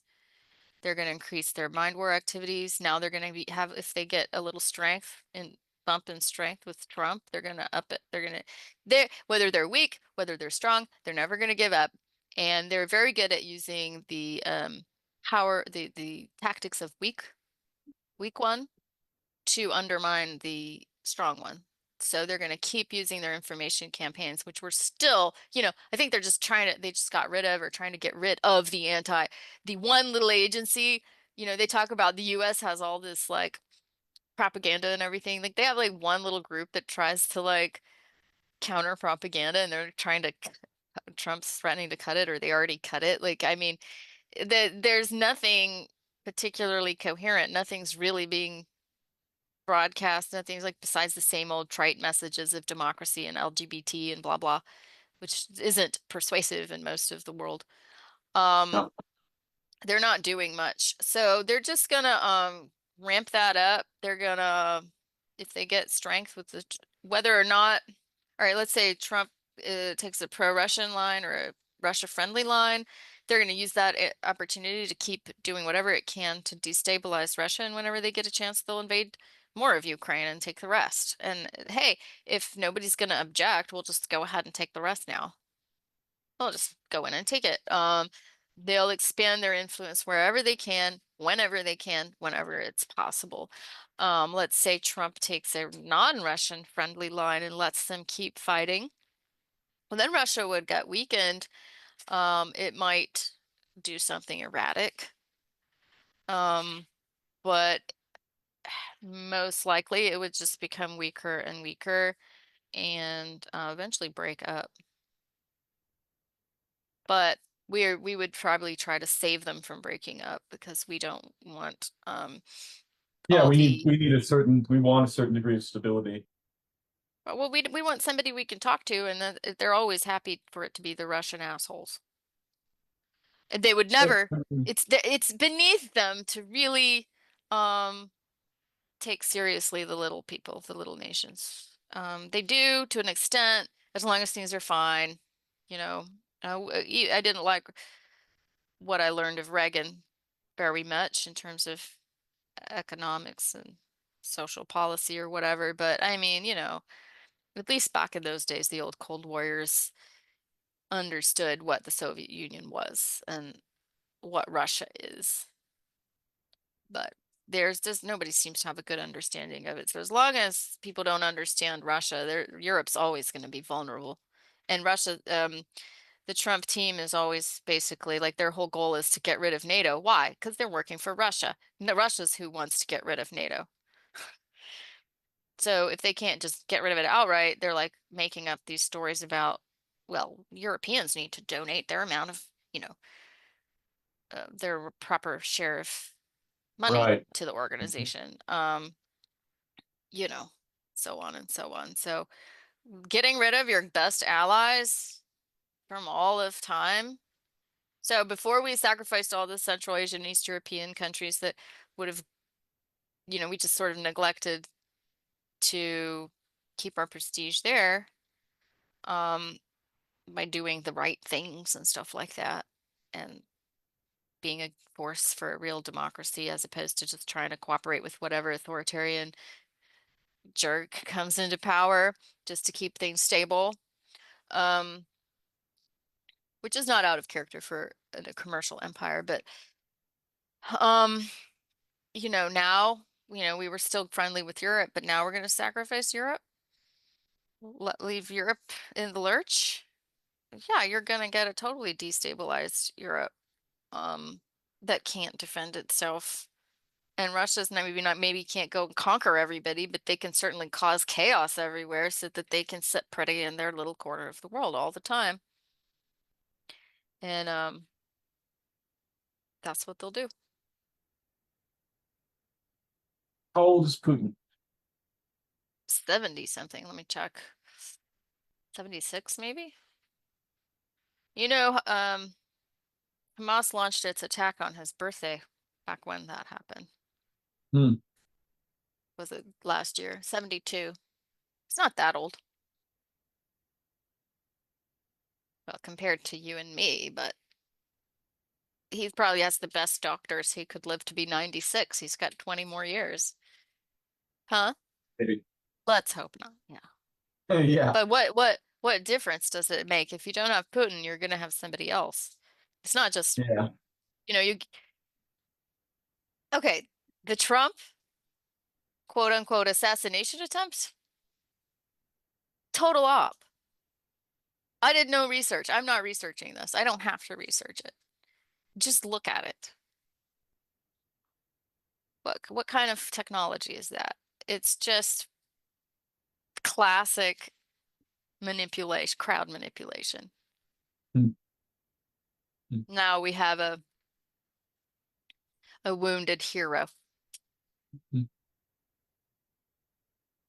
So, but if you get rid of him, you have some other person in his place probably. Now he has particular charisma, like not that that's the right word, but whatever it is, like Hitler had charisma too, like he has some particular appeal to a certain segment of the population that maybe somebody else might not have, but he's speaking. And he's told what to say by advisors. Like, why do you think he put Andrew Jackson's portrait in the Oval Office? Not because he thought of it, because somebody told him this is what we need to portray and represent. And so they've been pushing like their Andrew. What an awful, awful um, guy to sort of like try to present yourself as the renewal of or whatever. But my point is that it, the people around him know what image they're pushing and what kind of subconscious clues they're planting. Like subconscious Oh yeah. clues, like whatever maybe not everybody's read the history book, but in the collective consciousness, you have Andrew Jackson and the Jacksonian Democrats have a certain kind of meaning and significance. And now they were anti-elites, for example, like we're pushing back against the elites for the common man, while they're like they were more corrupt than anybody, right? They had a horrible mudslinging, lying political campaigns. But that's just like now, like they're using similar tactics now. So somebody was reading this and learning from it and saying, hey, let's use these ideas and these tropes and stuff. And so maybe somebody isn't there that has the charisma that he has, but he's telling people certain things that they want to hear that resonates with what they think. And there's teams of people helping them figure out what that is. And so behind them is, there's going to be some new figure of, if you got rid of him. So getting rid of Putin and getting rid of Trump doesn't change anything. You're just knocking the head off the Hydra. I follow. You have to um get rid of the Hydra rather than chop a head off the Hydra. And so usually that's not the Hydra, but you lift the monster off the ground as opposed to keep attacking it. Hmm. So I don't think we've got enough people thinking about how do we lift the monster off the ground and No, it seems weaken wildly it that way. unlikely. Yeah. So I think my time's up. Yes. Okay. We Yes, should that is how you lift things. we should wrap up. So grateful, Sarah, as we've had this time together. Thank you so much. Really enjoyed hearing what you have to share and your knowledge of the Caucasus and history and your personal story as well. So yeah, thank you. Thank you so Hey, much. hope I didn't just talk too much as usual. No, that's what we're here for. And that's what I was hoping for. All right, so thank you for the privilege of, allowing me to share some ideas for your audience or for yourself. My pleasure. And theirs All too, I'm right. sure. Well, hey, hopefully it'll be entertaining. I So, think so. bye everybody. Bye bye for now. Thanks, Bye, Sarah. random hand. Oh.